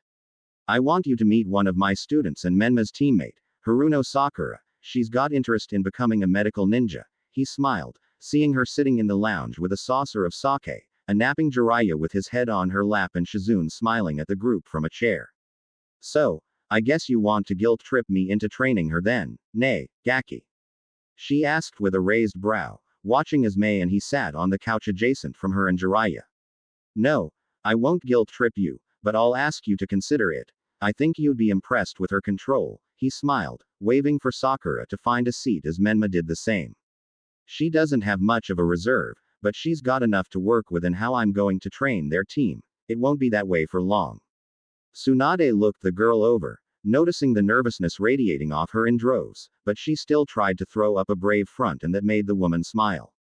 She wasn't well built, most likely due to some stupid dieting routine that no ninja in her lifetime actually ever needed. But, the slug princess could see an underlying formation of muscle there as well, uncommon for many civilian clan members her age. So, what makes you think I should train you? The Sannin blatantly asked, and Sakura was clearly caught off guard. Did this mean she was actually willing to train her? I'm obedient and will do whatever you deem necessary, Tsunade-sama. I work hard, and if you're willing to give me the chance, I'll show you. Tsunade picked up the determination coming to life in those green eyes. I'm also not the strongest, but if I can become your student, I'll be able to help Sasuke and Menma in a better way. Tsunade hummed, dissecting the girl's answer in her mind. Giving your redeeming qualities and even your blaring weakness, you're very aware of your own shortcomings, and I can appreciate that. Should I agree to this, my first order will be you stopping any of those pointless diets you've put yourself through. You're going to need well-balanced and full meals if you want me to make you something. Next, you'll address me as Shisho, and lastly you'll understand that when I say I'm gonna work you into the ground, I mean it. You may even want to ask one of the Gakis to prepare a room for you to stay in here from time to time. The warning of how brutal any training the Sannin would give was clear as day to the girl, as the blonde-haired woman smirked at the renewal of the girl's nervousness. But, it widened into a smile when the Pinkett washed it off a moment later for a look of sure determination. I understand, Shisho. Tsunade smirked at the bowing Pinkett. Maybe her grandson was right about this one. Good. Now why don't you and Menma go run off and do something? He can give you the tour, she said, shooing the two away and taking the last chug of her sake. If I break her, don't blame me. It was said after the two genin were out of earshot, directed to a now chuckling Naruto. At least I know you'll put her back together. Ba-chan. Naruto smiled, and the woman rolled her eyes before looking to the Mizukage next to him, lounging back into his chest with her own saucer of sake. I suspect you two enjoyed your night last night. Mei nodded happily as she nuzzled herself further back into Naruto, earning a smile from the blonde as he gently kissed the side of her head. Good, but please make sure your shinobi know to clean up any mess they make on the grounds. The pervert slipped on a patch of ice this morning. Trust me, as funny as it was to me, I already have to heal the idiot more than enough. Mei giggled in response. I'll go speak with Zabuza-chan and Haku-kun about that immediately. I do have a meeting with the Hokage shortly, so I need to find them anyway, she said, standing up from her position with Naruto's hand in hers. I suppose you'll be heading towards the Uchiha compound before long. I may train Menma and Sakura for a couple hours before. He shrugged, smiling at her as she leaned down and kissed him. I'll see you tonight then. Tonight? Naruto smiled, watching very intently as she went on her way. You're drooling, Tsunade idly commented, Naruto actually going to wipe his mouth, not catching his grandmother being sarcastic. Men, she rolled her eyes, casting a glance down at the still snoozing pervert, a loving glint in her honey brown eyes. I see that my little Otuto has gotten quite lucky in the relationship department, Shizune commented, making the blonde smile. I'll happily agree with you there. Shizune nay, now if you'll excuse me I've got 2 gakis to find, he smiled before getting up and going on his own way. It was at this moment Tsunade chose to give a look of scrutiny to her eldest student. When are you gonna try to go for a man? I'm stuck with the pervert, don't you have anyone in mind?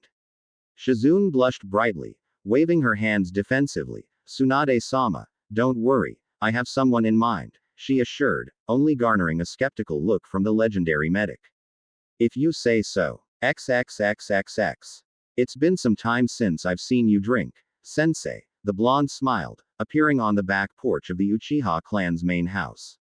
Mikoto looked at him for only a moment before downing the saucer she had poured herself before placing it down beside her and pouring another for herself and one for him in the second waiting saucer.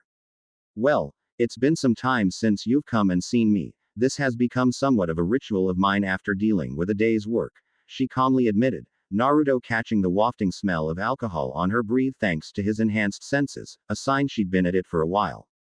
Looking forward to being a sensei on top of already being a clan head. Not entirely, but my clan, if you want to call it that at this stage, is quite small and yields much less paperwork than you'd imagine, he sighed, accepting the saucer from her and sipping it slowly. Most of my work comes from the network, and as much as Ero Gigi complains about it, I have help there. HN, she grunted, in a fashion similar to her youngest son. Any news on my little problem? No, he's not resurfaced since that night. Begrudgingly I must admit my surprise he's been so capable of avoiding my network, the blonde sighed, even with some of the hardest to come by targets he set for his network they always found something, but, the man couldn't avoid him forever.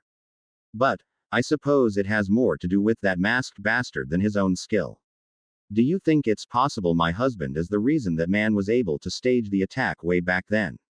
I'm not saying it's impossible, but I think Fugaku didn't start any partnership with the unknown man until the effects of the attack had been taken out on the Uchiha clan. Mikoto sighed at this, her well-hidden sadness openly on display before her student. I should have fought his rise to the clan head harder all those years ago, maybe I could have saved him from this path. She was trying to lay the blame at her own feet, and Naruto glared at her for it. The path he chose was his own mistake, and you can't blame yourself for the mistakes of another. Mikoto-sensei. He hated seeing her this way, but he knew the toll all of this had on her. Maybe you should take some time off and allow Itachi to take over for a bit, it sounds like you could use it. Mikoto laughed lightly at that, downing her saucer for the second time since his arrival. Itachi himself would say he's not ready for such a thing. Was I ready for that responsibility? To manage clan accounts and funding at the age I was elevated to clan head status. To be responsible for my entire family and their well-being. Mikoto sighed at his harsh tone, she hadn't meant to hit a nerve like that. But, she supposed he was madder about her not taking care of herself, rather than calling Itachi's ability into question. I suppose you have a fair point, I guess I'm just reluctant to let even my son take the reins for the clan. I want to keep him from that same dark path.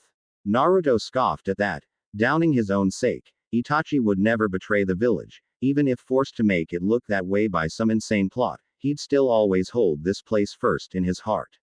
That's because it was the way you showed him. he said with a hard gaze, begging her to see his side brought a pause to any form of rebuttal.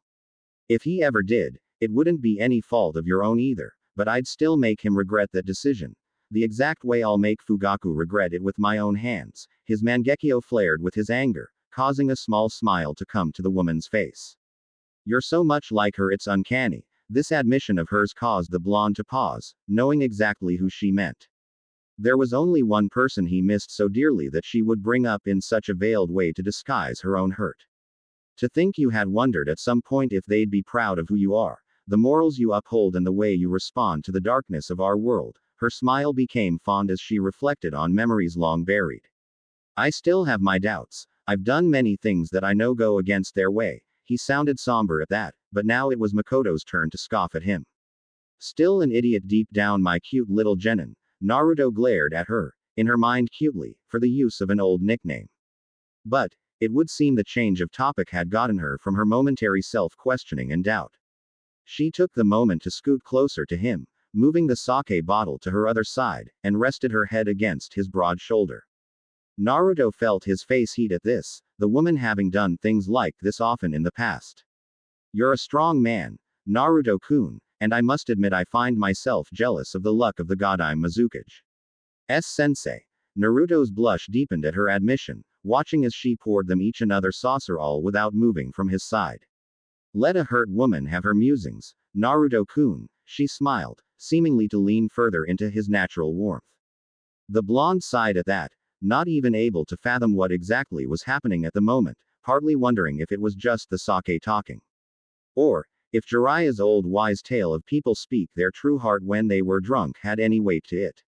But, there was no way this woman, his mother's best friend, his best friend's mother and his sensei, would have any feelings like that for him. It was beyond unfathomable to the blonde. He watched as she downed the sake a third time, following her example and doing the same with his. But, as he titled it back and began to swallow the strong rice wine, he felt her move at his side. His blush only blossomed as he felt soft lips press against the tanned skin of his cheek. Mikoto sensei. He stumbled over the name, frozen to his spot. Just Mikoto is fine, Naruto-kun, he could hear the smile in her voice as she returned her head to his shoulder. It might be the sake, but I find myself wondering what it would be like to have you for myself sometimes. His eyes widened at what she'd said, but as he turned to ask if he heard her right, a gentle snore escaped her and a small smile came to his face. I guess it was just the sake talking, Mikoto-sensei, or the exhaustion, he said, setting the saucer down and picking her up into his arms. He easily carried her through what could have been his second home, heading towards her bedroom, idly wondering where Itachi and Sasuke were at the moment, before shrugging the thought away. As he neared the room, he gingerly used his foot to open the sliding door and moved to place her on her bed. Standing above her, he took the moment to look over her peacefully snoozing face. He couldn't deny the fact that he'd known for very long, just how beautiful she was and let another smile escape him. I'd be the lucky one, Mikoto, he whispered, before disappearing with his Hiraishin, like he hadn't even been there. Naruto face-palmed as Kakashi chuckled sheepishly, their genin squad blatantly glaring at the Hokage expectantly. It had been a month of the three brats doing nothing but simple D-rank missions, and even the respectful Sakura had enough of it. The Pinkett glaring at the grandfatherly Hokage right alongside her male teammates, the man only looking to Naruto and Kakashi with that amused smile of his. Why am I not surprised that it's the team belonging to you two that is always so lively, he chuckled, biting down on the end of his pipe. Well, what do you two think? Are they ready for a C-ranked mission? Naruto and Kakashi exchanged a look, before looking over their genin squad. Menma was still the tallest, his hair even more wild than Naruto's own. Standing there in a pair of simple black pants, and orange long-sleeved shirt with the new Uzumaki clan symbol proudly on his back. Like his brother back at that age, his outfit was quite simple, even with the blaringly obnoxious orange shirt he wore. But, unlike his brother at that age, he didn't sport a katana, instead having two Fuma shuriken across his lower back. They were partially hidden by his shirt, and held there by a unique leather belt made by one of the fledgling clan's new businesses. Sasuke hadn't changed much physically, just grown stronger as a shinobi, going pace for pace with Menma. He still wore the same khaki pants and blue high-collared shirt he had in the academy, just now having a ninjutsu fastened to his back by a large leather chest piece similar to one Shisui had worn with his katana. Sakura had probably had the most growth out of the three in the short month they had been a team, having been trained by Tsunade every day following whatever the team did that day, be it training or missions.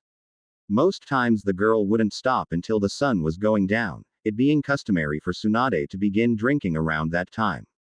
But, alongside more toned muscles and an all-around better physique, her clothing had changed some too. Her blue-green skin-tight bike shorts had been replaced by a pair of black ones, her sandals now a pair of knee-high kunoichi boots, and her red kipao dress was replaced with a sleeveless version with longer and thinner hanging cloths on front and back. Overall, while looking the same at first glance, most of the changes allowed her more free movement than the previous attire. Last but not least, she had stopped wearing her headband atop her head, now wearing it like most shinobi did with her long hair kept in a high ponytail with two bangs framing her face. Kind of like Kushina's style, but more or less a bit spikier like the ponytail of her older canon self. Your call, you're the lead Junin, Naruto shrugged, earning a sigh from Kakashi, who nodded his agreement to the Hokage. Very well, I just had the perfect C rank come in for such a team, he smiled that grandfatherly way before nodding to a Chunin to bring the client in. It's a simple escort mission to Nami no Kuni, for the bridge builder, Tazuna. The only threat you should receive is possible bandits. An escort mission, with my luck on those things. Naruto deadpanned, earning a chuckle from the old monkey as he called him. I'm sure everything will go smoothly, Naruto-kun. Have faith in your young students. The blonde sighed at that and nodded, before the stench of stale alcohol filled the room so heavily even his nose turned up. Looking over his shoulder he saw an older man, maybe a decade or two behind the Hokage in age, stumble in with a drunk red tint to his cheeks. You're giving me a bunch of brats for what I paid. He drunkenly slurred, and even Naruto turned a suspicious eye to him. The three genin directing glares of disgust at more than just the man's foul smell now. Three genin are more than capable of handling any possible bandit threat, Tazuna-san, unless there's something more about the mission you neglected to tell Hokage-sama. Naruto gave the man a calm smile, Hiruzen smirking as he watched the blonde sink into his diplomatic training. The man nearly choked on the sake he was still gulping at this point, blatantly getting drunk in a business meeting such as this was something Naruto even frowned upon. And no, I'm sorry, it just took me by surprise once so young could handle a problem like mine, he seemed to sober up as he spoke to the blonde. Those strange mix-matched eyes giving him quite the blaring scrutiny. Then I suppose you'll have no problem meeting us at the eastern gate in the 20 minutes we'll allot our students to go pack any necessary supplies. Kakashi I smiled at their client, earning a quick nod from the man before exiting the room. You heard that, my cute little genin, only the necessities and be quick about it, he ordered, now directing his eye smile to the kids before they left, and he finally looked solely to his blonde assistant sensei. Keep an eye on our client. I assume you already have everything needed in a sealing scroll as I taught you. Sure do. Glad I'm not the only one getting an odd feeling about this one. The blonde then looked over his shoulder to look at the old monkey. Expect my messenger wolf in the next 5 to 6 hours with new details on the mission if they arise. I won't ask for higher pay, but I will ask you to put a higher ranking on the mission and put it on the team's record. Very well, the aged Hokage nodded. I had my own suspicions about the man, but with you two on the mission, I doubt there will be too much to worry about on my end. So, you knew something was fishy and you still took the job. Naruto raised a brow in mild surprise. Maybe Menma isn't far off saying you've gone senile, miserable old monkey. The response to that was the mission scroll being thrown at his head with enough force to give any normal person a concussion. Naruto, being far from normal, turned around with a crazed smile that actually had the Anbu in hiding apprehensive. You want to go, shitty old monkey. You're still 100 years too early to face me, dumbass Gaki, the man retorted calmly, exhaling a large cloud of smoke at the fuming Uzumaki clan head. Naruto-kun, the client if you wouldn't mind. You and Hokage-sama can continue when we get back. Kakashi gave off his usual eye smile, even as he reprimanded his hostile ko-sensei. I'm coming for you, old monkey, don't forget it, he said before disappearing in a lightning shunshin. Stupid Gakis, the old man chuckled, making Kakashi sweat drop before he too left. It wasn't often that Naruto and the Hokage would do such things, but when they did it, it was quite the sight to be seen. XXXXX. It had been a couple hours into their trip, Naruto bringing up the rear while Sasuke and Menma guarded a flank each, Kakashi in the lead and Sakura closest to the client. It was around this time. Naruto took notice of a rather large puddle on a sunny path that probably hadn't seen rain in several weeks. Slowing his pace ever so slightly, to be sure he would be the last and only person standing in the puddle. By the moment his first footfall hit the puddle, the client's last had just left it.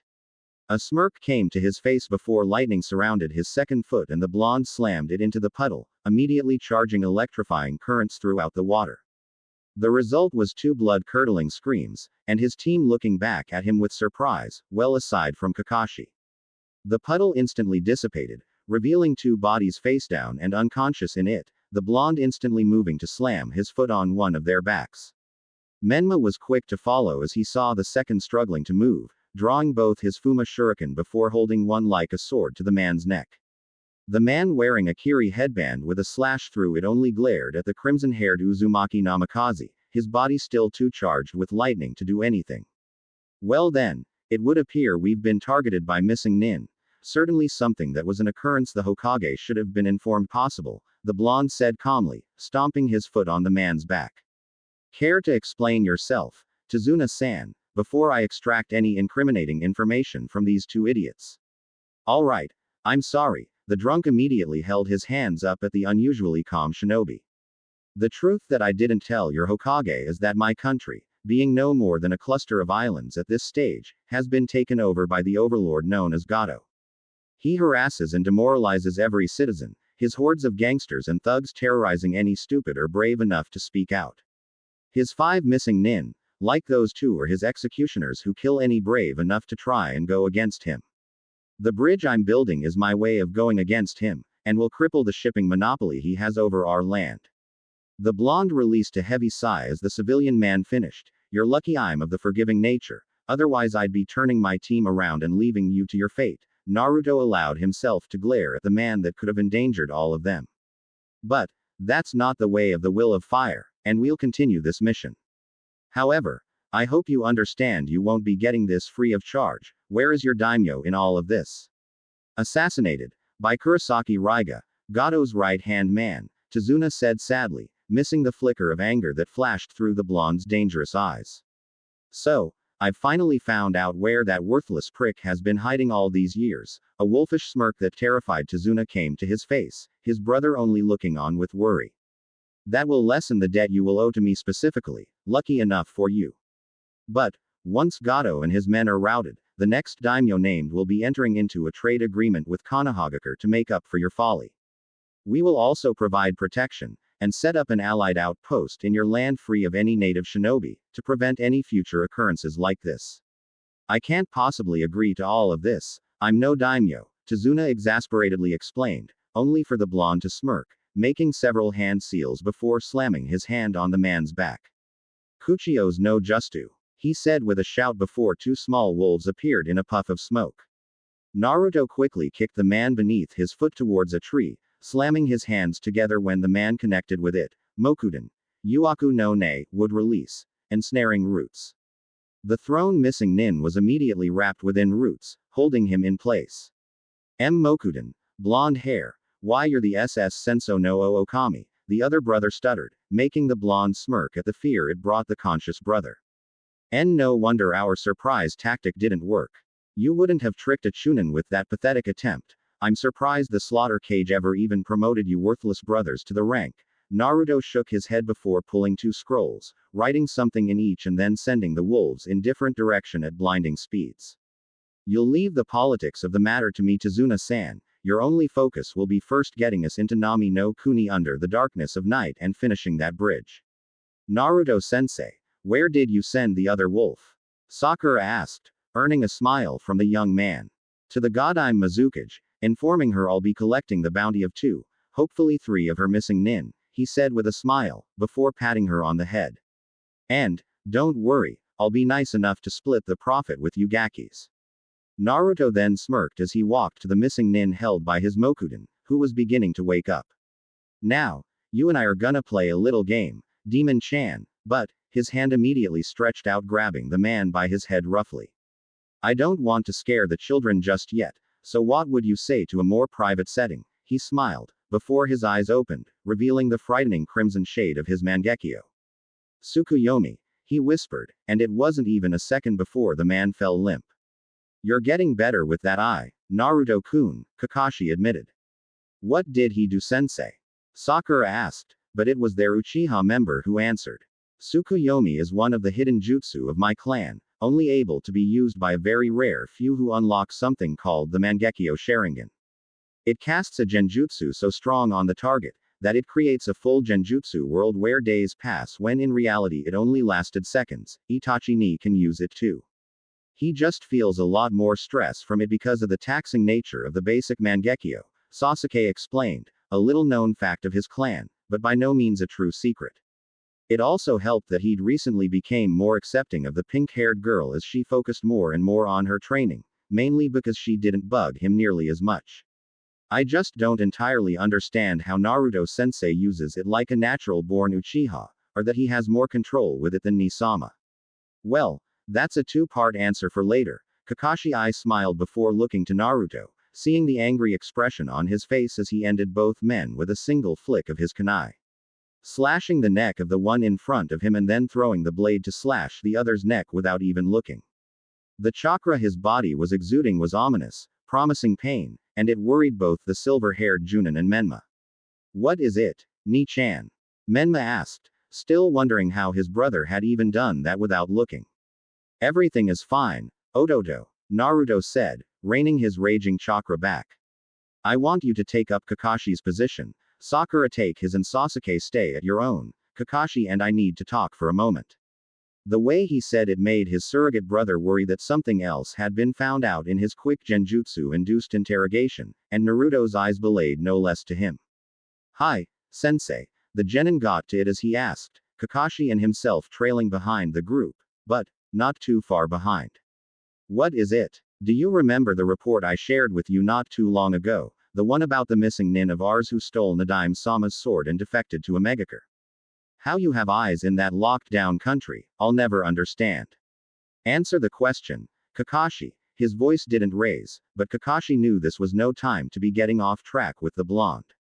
Yes, Rokusho Aoi, given the rank of Junin for the strategic information he shared about our security.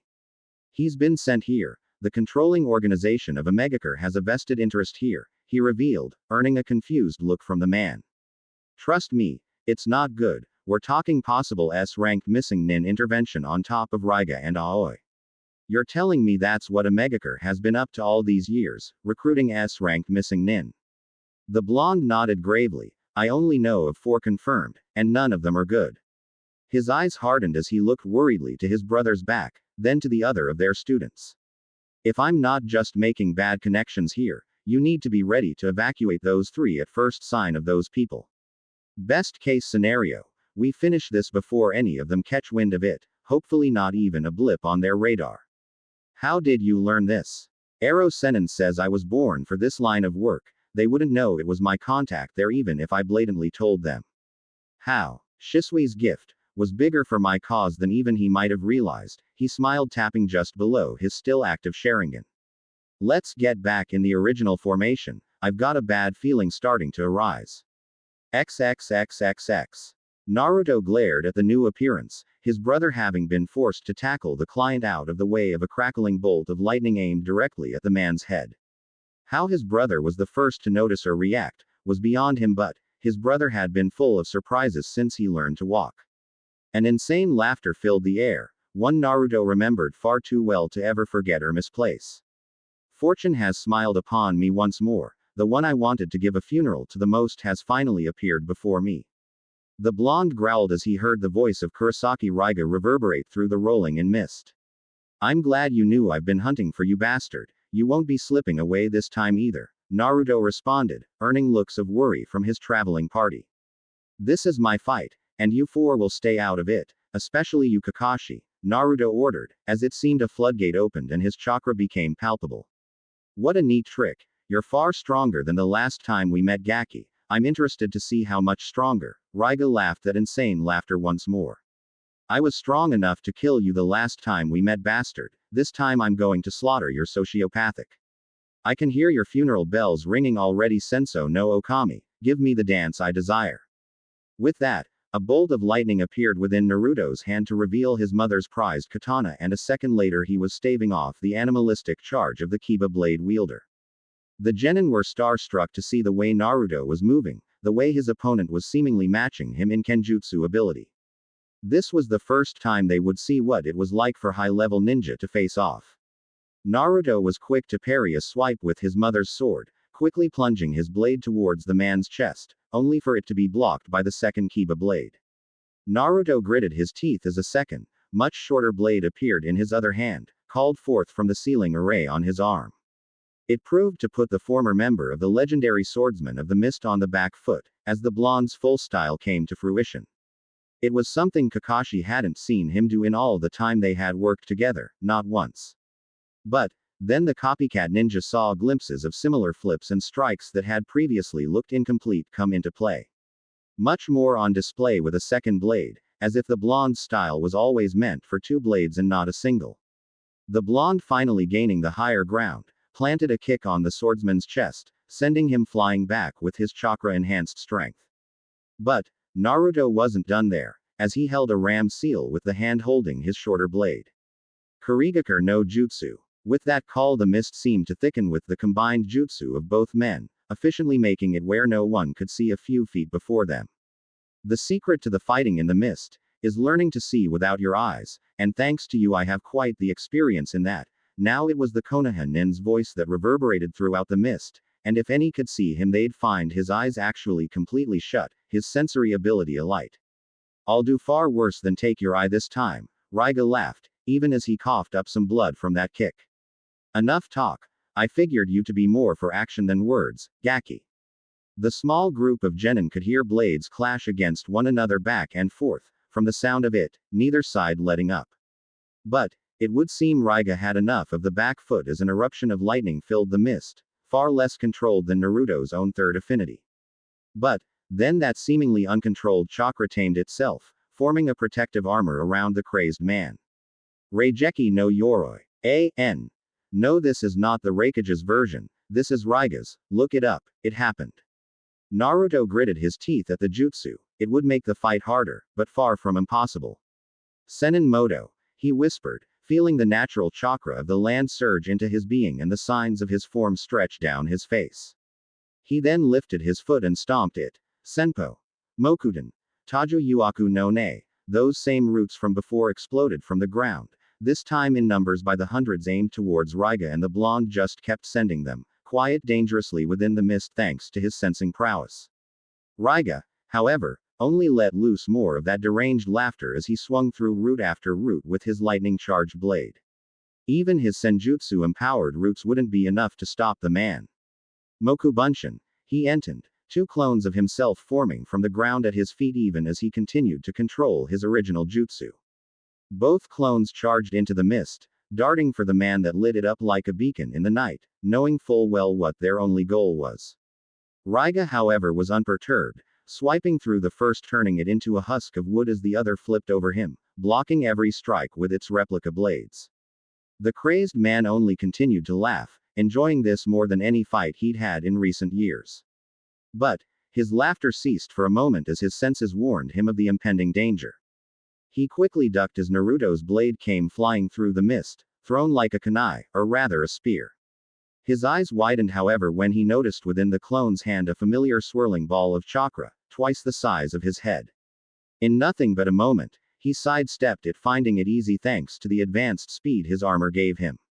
But, he was again caught by surprise as he noticed the sword from before was impaled in the clone. Had the blonde intended this? He blinked, and learned that natural need was his undoing, as when his eyes opened the original blonde was there. In his hand an oddly different swirling ball of chakra, that seemed to vibrate the air around it, filling the area with a high-pitched static. Resendori. All Raiga could do was stave off the impaling nature of the ball, focusing all of his armor's integrity into one spot. Instead of the technique going through his chest as previously planned by the blonde, it was as if he'd been flicked by a bijou, sending him flying through several trees before being embedded into a boulder. The attack broke the man's focus on upholding the mist, Naruto releasing his own as he walked dangerously towards the man. But, just as his team got sight of him, he vanished, reappearing right before the man with his fist already back. There was no chakra in it as the blonde punched him once, twice, thrice, turning the man's face into a bloody mess as he vented every single thing he hated this man for. The genin and Kakashi watched in stunned silence as Naruto was beating the man who had taken his eye, countless allies, and his teammate from him to death with his bare hands. But, just as Naruto was going to deliver the blow Kakashi was sure would cave Raiga's skull in, a new person appeared. The young girl with blonde hair slicked back atop her head, managing to kick the distracted Naruto away, entirely thanks to her strange speed, and rip the man from his confines before disappearing as quickly as she had appeared. God damn it! Naruto roared, realizing what had just happened, his revenge being ripped from him.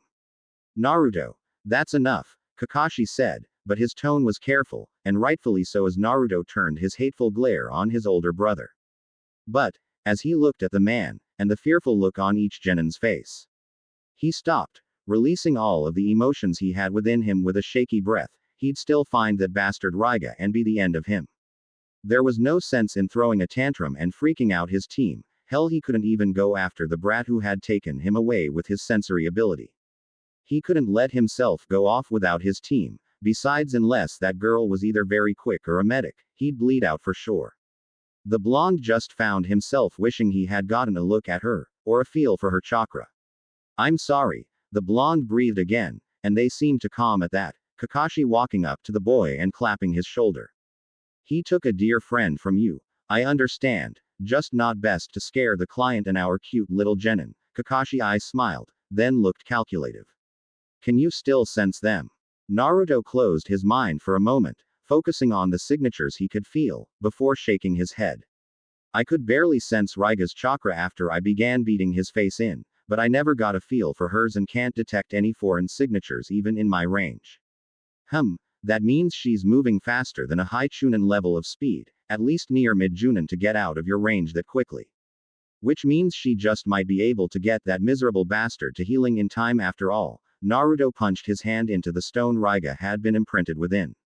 Just means you'll get another shot at him. For the sake of convenience and not scarring our students, maybe do it less personal than beating him to death with your bare hands. Naruto rolled his eyes at the signature eye smile sent his way. Of course, Kakashi would be the one to tell him to rein his anger in. The bastard was too lazy for anger. Sure thing, Kakani, Naruto sighed, watching as Kakashi ordered for the team and their client to get ready to move again. Remind me not to piss him off ever again, please, he snorted at the client's request to Kakashi. Menma and Sasuke nodded heartily in agreement, Sakura looking between the blonde and Menma indiscernibly. Naruto had no idea what was on the girl's mind, and after today he honestly couldn't care less. All he knew was his body ached. You guys ready? He called out, already walking in the direction they had been going. XXXXX. So, since it seems we've got the time to train, I'm gonna train you too, and Kakashi-senpai will be training you, Sasuke. Naruto smiled, directing the first part to Menma and Sakura. Sasuke shrugged, walking over towards the lazier of their teachers, who even seemed more motivated than usual. Okay. Either of you know your elemental chakra yet? Both genin looked between themselves before shaking their head in the negative. Okay. Well, we're gonna start there. Channel as much of your chakra as you can into these, the blonde directed, handing them each a slip of paper. Menma was the first to do it, jumping when his paper first split in half and then burned into ash. What does that mean? He asked, letting the ash fall from his hand. Naruto chuckled. That means you have two natures that I specialize in, neither of Ododo, a higher affinity for futon and a secondary kaiden. But, don't worry, I know some kaiden and futon techniques I can teach you. He smiled when his brother smiled widely at him. Alright, your turn, Sakura, he said, waving her on. Sakura did as ordered, watching mystified as the paper burned at the edges before turning to dust. Looks like a nearly equal affinity for kaiden and doden, he said with a shrug. So what are your chakra affinities then, sensei? Sakura asked, making Naruto smirk. Well, I have a very rare Kekkei Genkei, Mokuton, which in theory comes from natural abilities with Suiten and Doden. But, of the basic, my strongest affinity is Suiden, followed by Doden and lastly Raiden. It's unheard of for many ninjas to have 3 affinities like I do, but they can all be developed to an extent with enough training. However, having even 2 is very rare. It would seem this team is bounding with potential. Menma and Sakura shared a smile at that. It would seem Kakashi would be giving Sasuke very similar training to their own. Now, while I'm going to get you guys started on this, there is one more thing that I'd like for you both to work on in your free time. What is it, Naruto-sensei? Sakura asked, raising a trimmed brow in confusion. Her answer was a smile from Naruto as he called forth a spinning ball of chakra, the Rasengan, created by Mai and Menma's 2-chan, the Yondaime. Menma looked on in awe, having always wanted to learn this technique of his father's. Sakura, however, looked apprehensive. Naruto-sensei, isn't that considered a clan technique now? It was never meant to be. Naruto chuckled, letting the ball of chakra dissipate as 2 water balloons appeared from his ceiling matrix. 2-chan taught this technique to those he deemed worthy, like Kakashi Senpai and Jiraiya Jiji. I even heard he taught it to Ka-chan, or was trying to. But, in short, I deem both of you worthy to learn this technique, Menma by birthright and Sakura because of the hard work you've been putting in. What about Tem? Menma wondered, not that he really wanted Sasuke to learn it. Kakashi wants to teach him the Chidori. Maybe someday I will show him these steps, but that will be long after you 2 begin them. You're acting as if this will take us a long time to learn. Sakura raised a brow at that, and Naruto chuckled. It took me 2.5 weeks to learn it, Kakashi a month, Jiraiya a year and 2-chan 2 years to create it. Unless you 2 work day in and out, I doubt you'll learn it as fast as I did. It's going to be taxing on your control Menma, and on your reserves Sakura. There's a reason it's an A- rank technique. Menma only seemed to drool at the gauntlet basically chucked at his head by his brother, Sakura also seeming quite determined. I'm gonna master it in a week, Dadbao. Shanaru. I'll believe it when I see it. Now let's begin on some elemental manipulation training. Sakura watched in awe as 20 perfect clones of Menma worked with the second step of creating the Rasengan, power as the eldest brother had described. Each clone pushing their chakra into a rubber ball in an attempt to rupture and completely destroy it. However, what truly put awe into her was the 20 other clones focused on elemental manipulation practices.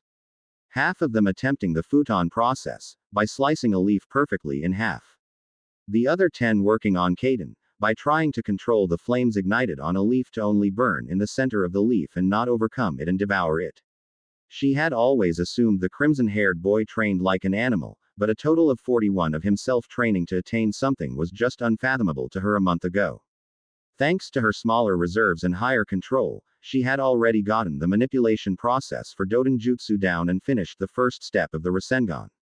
But, the second step was proving to be difficult thanks to the former reason of her success with the first. This is where Naruto had known she would struggle, and had begun instructing her to use nearly all of her reserves multiple times in a single day to help them grow higher quicker than they usually would. Honestly, if not for the intervention of Naruto, or really Menma early on, she doubted that she would be so far this early on in her career as a genin. Thanks to Tsunade's training methods, she wasn't necessarily forced to the back line by the medic's code, being proficient enough in her taijutsu to actually take on more of a combative support role in the team dynamic. But, Naruto held nothing back in letting her know it would be a long time before she could really stand shoulder to shoulder with her 2 teammates. Looks like Menma's working hard as ever. You about ready for another lesson with Doden Jutsu? Her sensei's voice broke her from the revere for her crimson-haired teammate, earning a confident smirk from the girl. Hi, Naruto-sensei. XXXXX. Kakashi looked from the Uchiha to the gaping hole in the tree before them. Looks like you're only at a one-time use for now, but I'm sure we'll get you to at least 2 within the coming months. He sounded proud of the boy's progress. Maybe for now we'll focus on other Raiden techniques that will help you with controlling the element in the future. It is a fairly new thing for you. Sasuke panted heavily, nodding his head in acceptance to his sensei's words. It was only the 3rd day into their training, and on the second Menma had bragged about completing the first step of the Rasengan. Now, he could brag to his rival that he could already use the Chidori, even if it was only once a day. Perhaps we should take a short break for you to recover some. You have the best ratio of control to reserves, but your reserves aren't anywhere close to Menma. It's only natural that you'll need a break after using such taxing techniques, the silver-haired Junin explained, and Sasuke promptly fell to a sitting position. Sakura has already mastered one of 3 Doden Jutsu Naruto plans to teach her this week. Menma is nearing a breakthrough with his elemental manipulation and almost at the end of the second step to the Rasengan. Kakashi revealing that last bit had the desired effect, even though he held a haggard look, the Uchiha gained another of pure determination. I'll get to 2 uses and master the other Raiden Jutsu you plan to teach me, I won't fall behind. The Junin smiled as his student forced himself to his feet, impressed by the dynamic of the team that drove each of these genin to strive for more than they could. XXXXX. I don't understand why you idiots won't just go away. Gato will kill you all for what you're trying to do. A little boy with black hair glared at the 3 genin before him, the bridge builder's grandson, Inari. Menma had enough, as he slammed his hand to the table. All you've done for the past 2 days is complain, cry and tell us how stupid we are. But, if we don't stand up to the midget bastard, who will? Tsunami, the boy's mother, was surprised by the outburst to say the least, but she couldn't say her son hadn't earned as much. These kids, and their sensei, were putting a lot on the line for their village and country, not even really knowing them. All her son did to thank them was tell them how stupid the idea of facing Gato and his men was. Albeit, the boy did have good reason for his tunnel vision views on the matter, not knowing what ninja could do and having watched his stepfather murdered in a public display. The woman's eyes saddened at the memory, watching as her son stormed off and up the stairs, hearing his bedroom door slam with a bang. Please, forgive my Sochi, he's seen quite a bit someone his age shouldn't need to. Menma seemed to calm at the reveal, before she went on to explain how the boy had watched his stepfather die. The first man to ever give their village any hope in the dark times they were in, crucified to a post and beaten to near death before Raiga cut him down. It took a toll on him, seeing his hero hurt and killed in such a way, even hating that the man died with a smile on his face. Dying for the beliefs he held, even at the end believing we as a village could rise above Gato and his men. Menma, having heard the story, stormed off on his own, exiting the home after saying he was going to train more. Naruto watched him go, putting his hand up to stop Sasuke and Sakura from going after him. Let him be, Menma gets like this when he believes he has a personal stake to prove. I'm sorry for his outburst, Tsunami-san, and thank you for being so understanding of his side. Naruto sighed for a moment, releasing a weight he didn't realize was on him. Menma never met our parents, but grew up hearing stories about their heroism and beliefs. They were a lot like your late husband in some ways. He'll most likely be out there until morning, training to prove to Inari that the future is what you make it, not what people think it should be. In short, one of his beliefs is there is always hope for any and all who have the heart to grab it. Menma, is that really how you think? Sakura questioned herself, looking to where the boy had just exited the house. He's quite mature for his age, Tsunami smiled, and Naruto allowed himself to snort at the claim. His beliefs may be, but my Otudo still has a way to go to attain maturity, he laughed, earning a smile from the woman. I hope he proves my son wrong, and gives my Inari some faith in this world, again. If anyone can, it's the Medachitagaria de Agase Nanba Wan no Dotabata ninja, Sasuke smirked, using the nickname many of the older generation had been choosing to call his rival. Certainly a fitting name if Naruto had ever heard one for his brother, though it sounded like a technique name his father would chose. Long, drawn out, and unnecessarily descript. Shouldn't one of you go and keep an eye on him to make sure he doesn't do anything unnecessary? Naruto raised a brow at his and Kakashi's pink-haired student, said silver-haired Junin, even mildly curious about the newfound concern she displayed for him. Don't worry, Pinky. If he gets into any trouble, he's got my seal on his Fuma Shuriken. Sakura immediately glared at the nickname he had so dutifully been using recently. Besides, Kakashi spoke up, sharing a bottle of sake with their client. You and Sasuke will need to rest up, you'll both be on guard duty tomorrow to take a break from your training. Sakura, you'll be with Kakashi and I at the bridge, the blonde smirked, then pointed to the Uchiha. You'll be guarding the house with Menma's help when he returns tomorrow morning. Both nodded before taking their leave, doing as told and getting some much-needed rest. Neither had the stamina Menma or Naruto were known for. Now, if you don't mind Tazuna-san, I could use a drink. Naruto sighed heavily. Tazuna drunkenly laughed, happily pouring a saucer for the young man. Be careful, kid, it's the rare stuff, saved from Uzushiogakure long ago. Naruto raised a brow at that. He hadn't known his family produced their own sake from the island. Interesting. Tell me, is there any here still willing to make that sale? XXXXX. Menma snored lightly, collapsed in the center of a clearing with his shirt long forgotten, dirt, scuffs and burns littering his frame, even as they seemingly healed of their own volition. The crimson-haired genin was unaware of the blue eyes watching him, uncaring as the owner of those eyes neared him.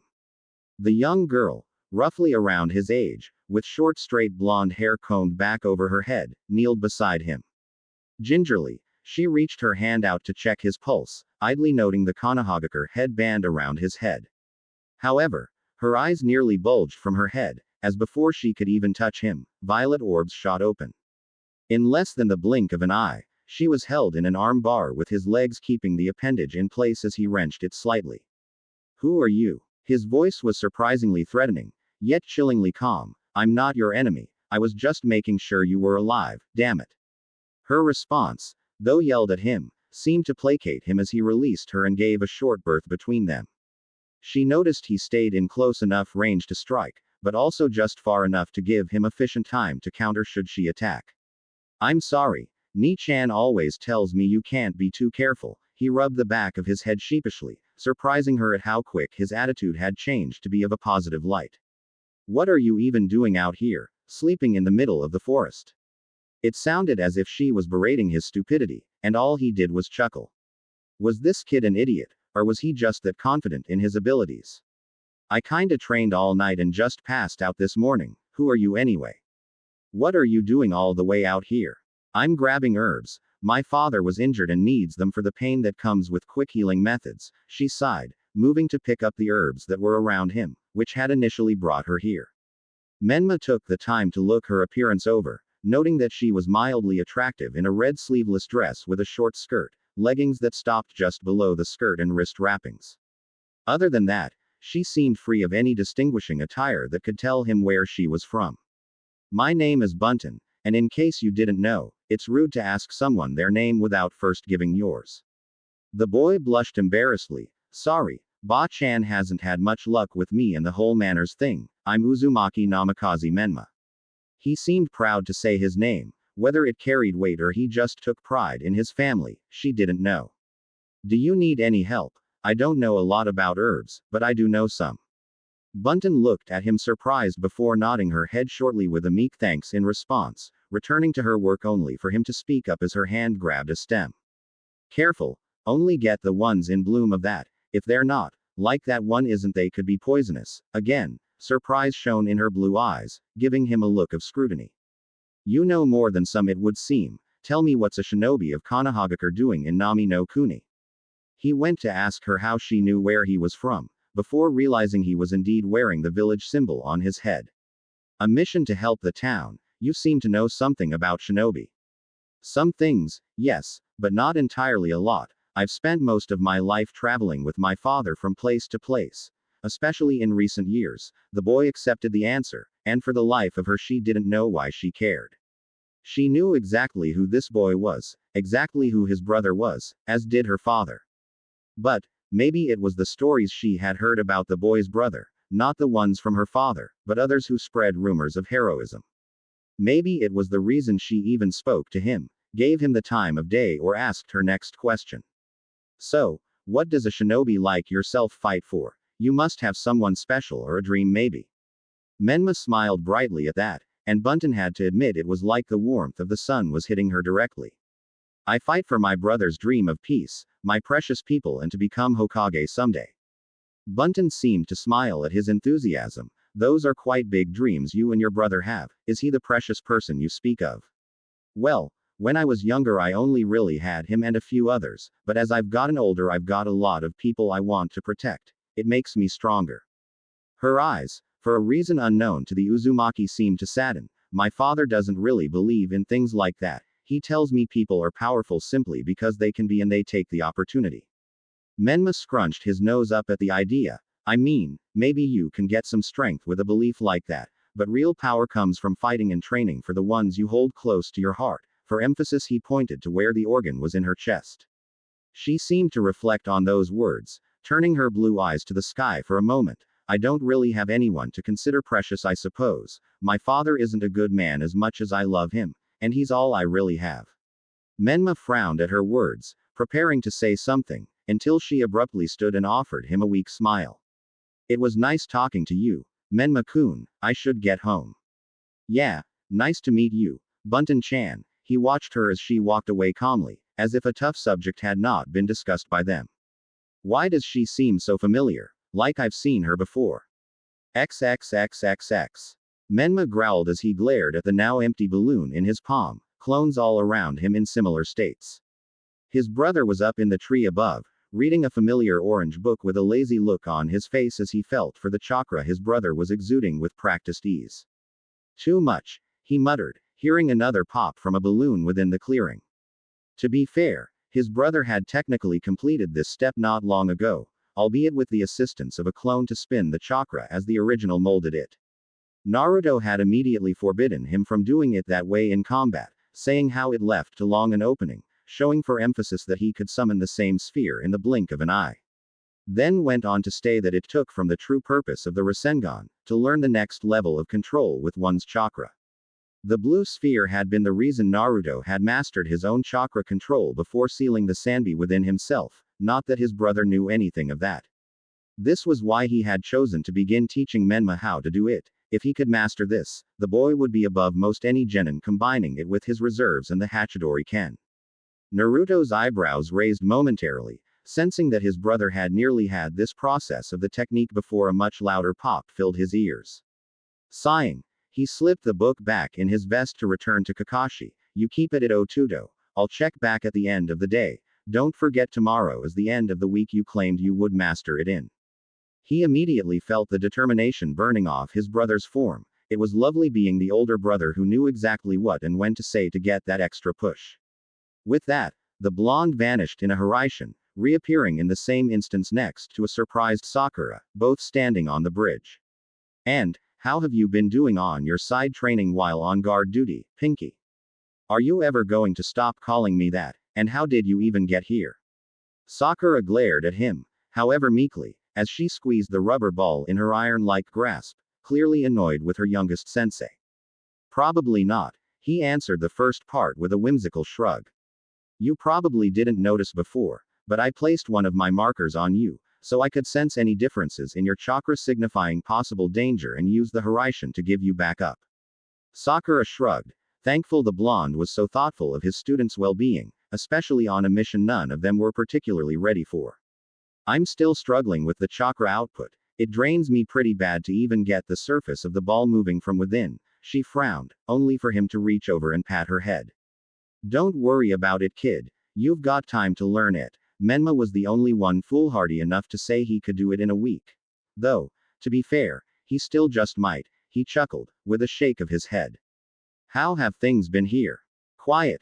Kakashi-sensei has been napping for the last hour or so, she said, glaring at the man who refused to give her any pointers on a technique she knew he knew. Resting my eyes, I haven't been able to sleep with all the cursing you've done at that poor defenseless ball. The silver-haired Junin sighed, sitting up to look at his company captain. How are things with Menma and Sasuke?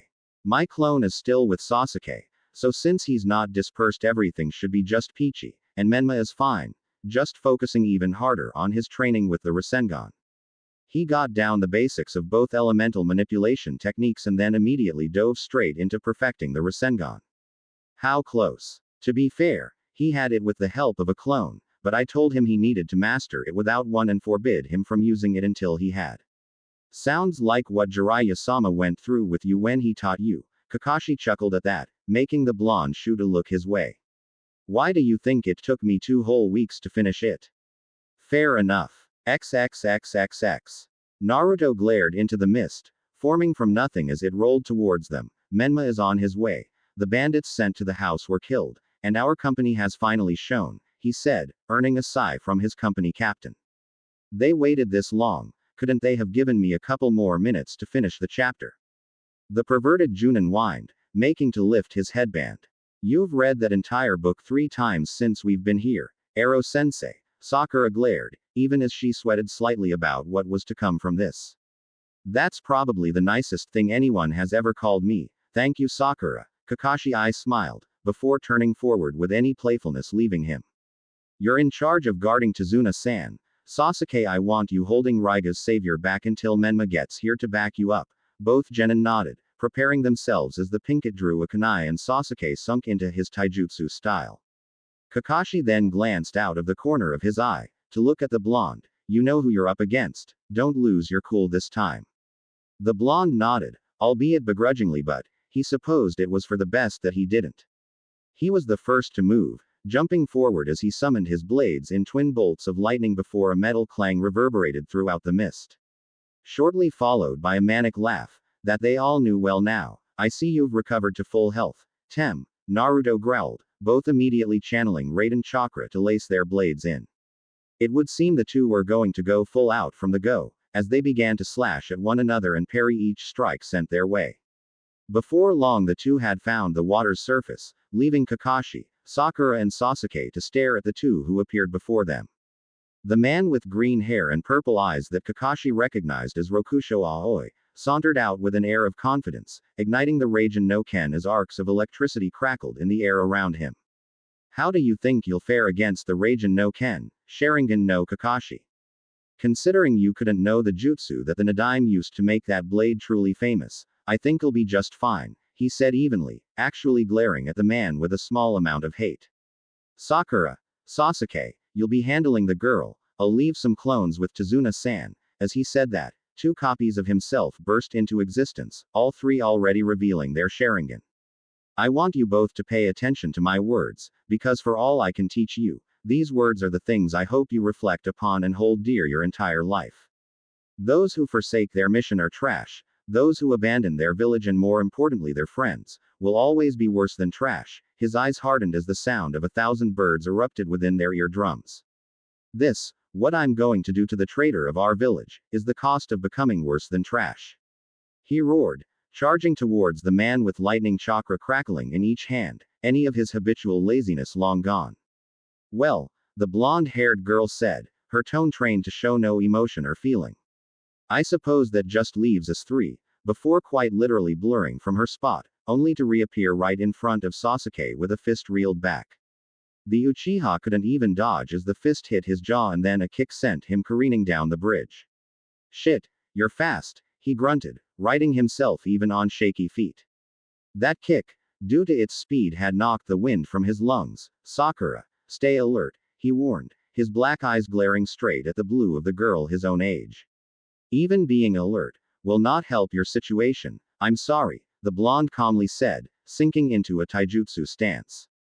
I won't let you win. That bastard Menma would never let me hear the end of it if you beat me now. The Uchiha shot back, moving to the front before falling into his own taijutsu stance. The girl scoffed, you won't even see my victory coming, thanks to my Jinten or swift release, before she blurred from another breakneck explosion of speed. However, this time when she appeared, her first strike was blocked. The black-haired boy immediately responding with a quick strike of his own followed by another and a third. But, as he went for a haymaker that surely would have had enough power to rock his enemy, the girl's leg blurred before another kick landed against the boy's head this time.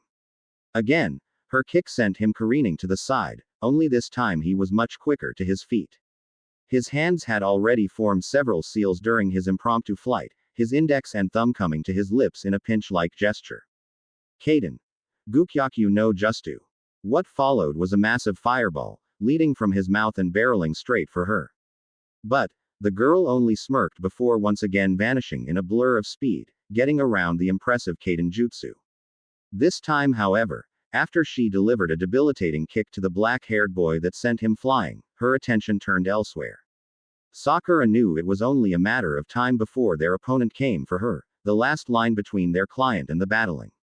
However, a smirk came to her face when she made a few hand seals, Doden, Iwa no Yoroi, before armor born of the cement bridge around her quickly protected her.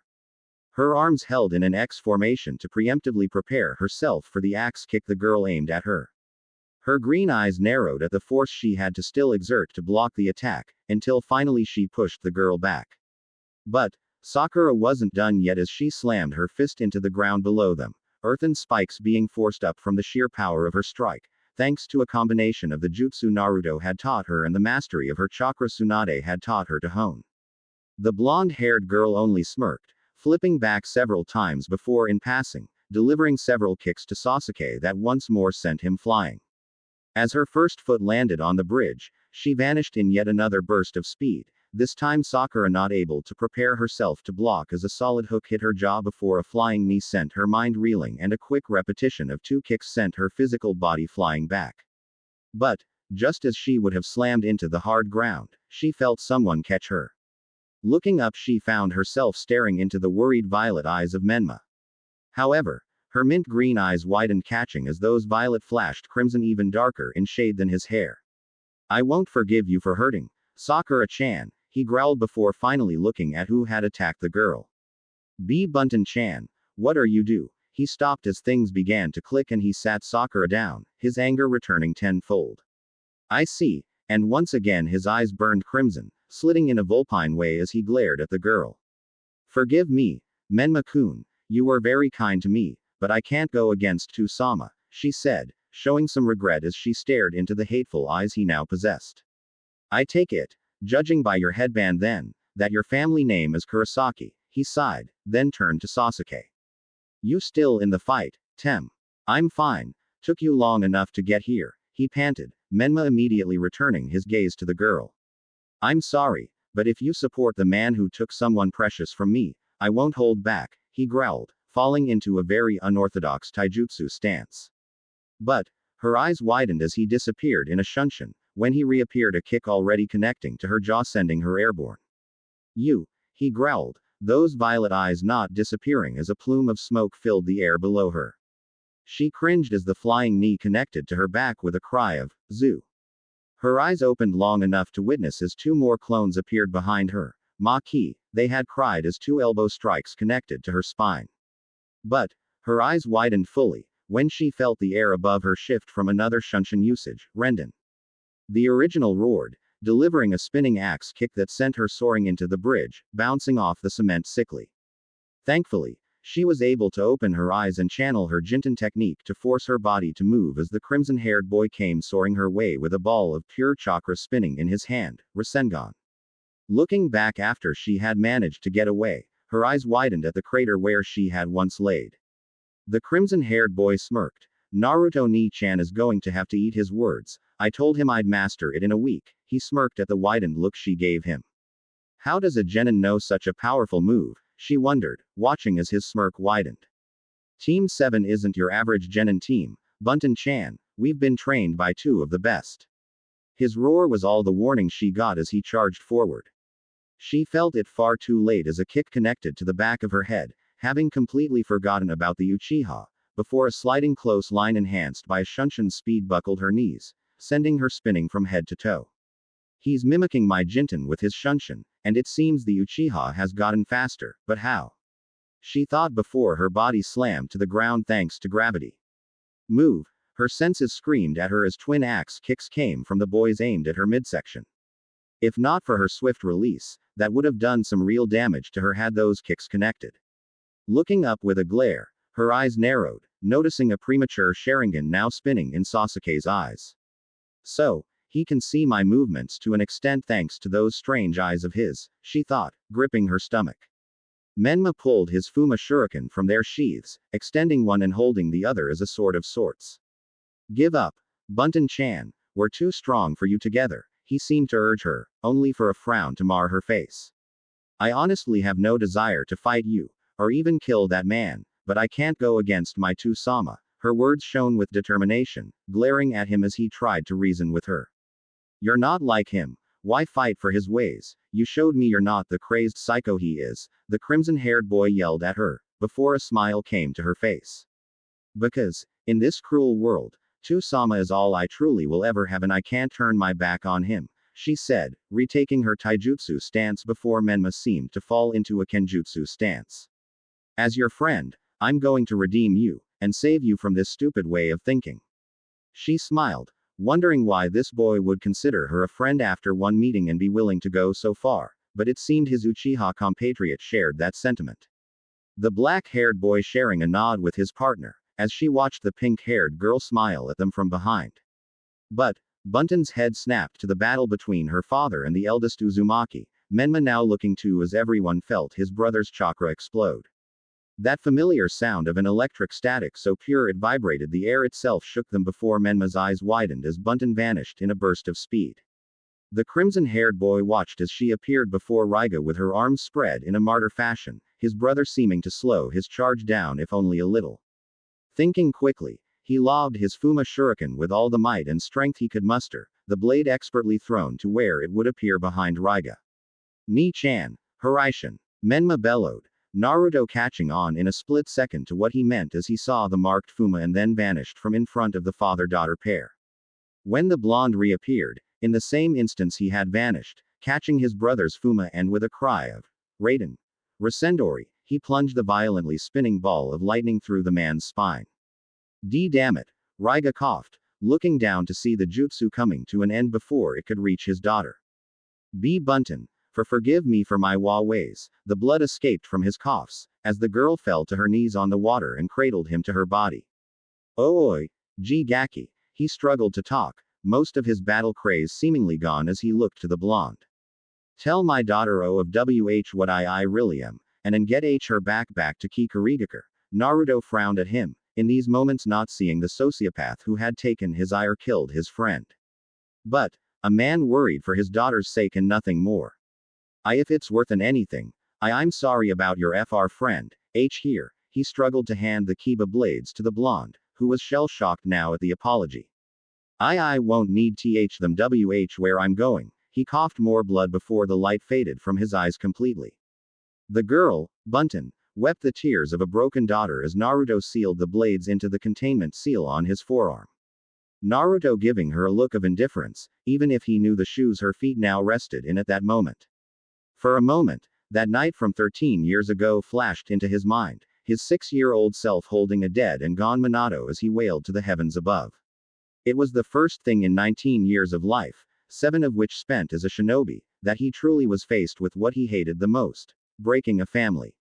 He watched with unknowingly sad eyes as Menma landed behind the girl, taking the enemy shinobi away from the now floating body before hugging her to his chest. It was odd for the blonde, to see such a scene on what he considered a battlefield. But, it was the unpredictable type of thing his brother was becoming so well known for as the girl cried into his chest. Naruto did as he had promised, sealing the body of his sworn enemy into a containment scroll meant for bounties, feeling guilt in his chest as he looked to the crying girl. But, he was broken from these feelings when Kakashi appeared, blood splashed across his face, not his own, tossing the blonde another recovered weapon and a sealing scroll. Looks like this is a mission finished, Kakashi sighed, covering his Sharingan before Naruto shook his head in the negative. No, we still have to remove Gato, and it would seem he's come to us with an army of bandits, Naruto said, glaring as he witnessed the boat pulling towards the end of the incomplete bridge. It was at this time, Bunton seemed to stop her tears as a growl escaped her lips and Naruto could feel her anger. What are you doing? I won't blame you for this. Sama often said he only lived to fight you again one day, even if he lost, the blonde-haired girl growled, giving him an unexpectedly understanding look. But, that doesn't mean I can't cut the head off the snake who supported his darkness and used him. Naruto nodded at the answer, unsealing one of the Kiba blades and offering it to her, only for her to shake her head.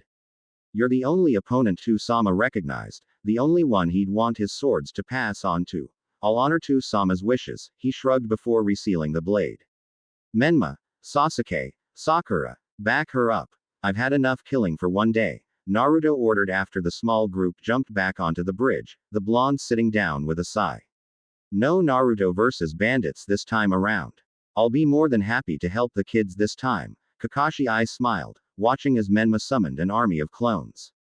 The result of his action was to end any attempted monologue of the short man that was Gato, as the man was now too busy telling his subordinates to stand their ground as they attempted to flee by swimming away. Not every day someone faced an army of clones. It didn't last long at all. Naruto only getting involved after a bandit had actually been stupid enough to shoot a crossbow bolt at his head, which was deftly caught and thrown back like a dart. Not long after the massacre of bandits and the civilians of the town had shown up armed with various household items, did another group of shinobi appear. "You're late, Zabuza-sensei," Naruto chided, still sitting in the same position he had been as the people celebrated around them. "Sorry, Gaki. Took us a little longer to get here. New whirlpools have opened up and are making it difficult to sail this way," the swordsman sighed, standing calmly next to the young blonde, his students Haku and Chojuro just behind him. "I take it you did indeed kill Raiga." "Sure did. Here's the scroll containing his body," the blonde said, as the bandaged swordsman handed him another scroll. "There's the payment, and Mei-sama added a note for you, instructing me to tell you to keep the Kiba blades. Another sign of our ties to Konoha and more specifically your clan." Naruto could tell his bandages hid a smirk. "How did your shinobi council take the news of the god I'm giving her lover one of your legendary swords?" Naruto raised a brow, bringing a chuckle from the man. "They made to fight it at first. Or rather a few did, but most were all for it. The others agreed when their Junin commander spoke his agreement, saying there would not be a better swordsman to wield those blades outside of our own village." Zabuza smiled, patting the kid on his head like he had when he was still taller than him. Naruto smiled at that. "Thanks, Zabuza-sensei. Don't mention it, kid. We owe you more than we could ever give you for your help back then," he smirked, watching as the blonde's young team celebrated with those they had saved. "That brother of yours is going to grow up to be just like you, I presume." "Maybe. He'll probably be stronger than I could ever be with time," the blonde smiled, before turning his gaze to the blonde-haired girl standing just away from the celebrations. "I've got something else for you to do while you're here with us. Kurosaki Bunton will be returning with you, the last mercy I'm requesting on behalf of Kurosaki Raiga's dying wish." Zabuza looked at the girl quizzically for a moment. "I wasn't aware Raiga had any family, but my genin team does indeed need a third. Looks like she'd make a good pick for the next generation of the seven." Naruto nodded at that. "Her bloodline limit would be helpful to any future as a swordswoman, and she may just have been the reason Raiga stayed loyal to the slaughter cage." The blonde sighed, trying to voice some of the thoughts surging through his head. A daughter having been the only chink in the sociopathic armor Raiga brandished right up until he spoke his final words.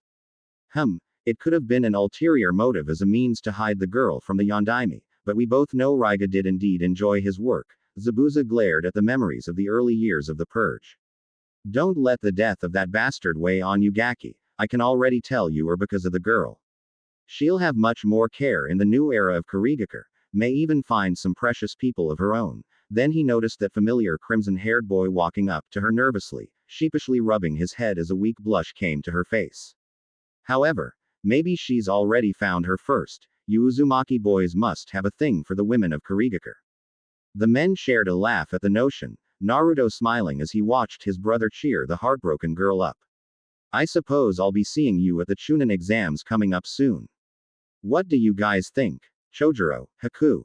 Haku smiled, calmly yet confidently, while Chojuro seemed entirely nervous at the notion. "I'll take that as one yes and a maybe," Naruto chuckled, before standing to his full height just an inch or so shorter than Zabuza. "Give it some time and then you guys can head out with Bunton. I'll have Sandaime-sama send another scroll with the details of our future joint outpost here in the coming weeks before the exams." Zabuza nodded, bumping the blonde's fist before walking towards the gravity-defying silver hair he spotted not long ago, Haku and Chojuro moving to meet with the younger generation. Naruto smiled as he watched it, something only possible thanks in part to his hard work and now the hard work of his team.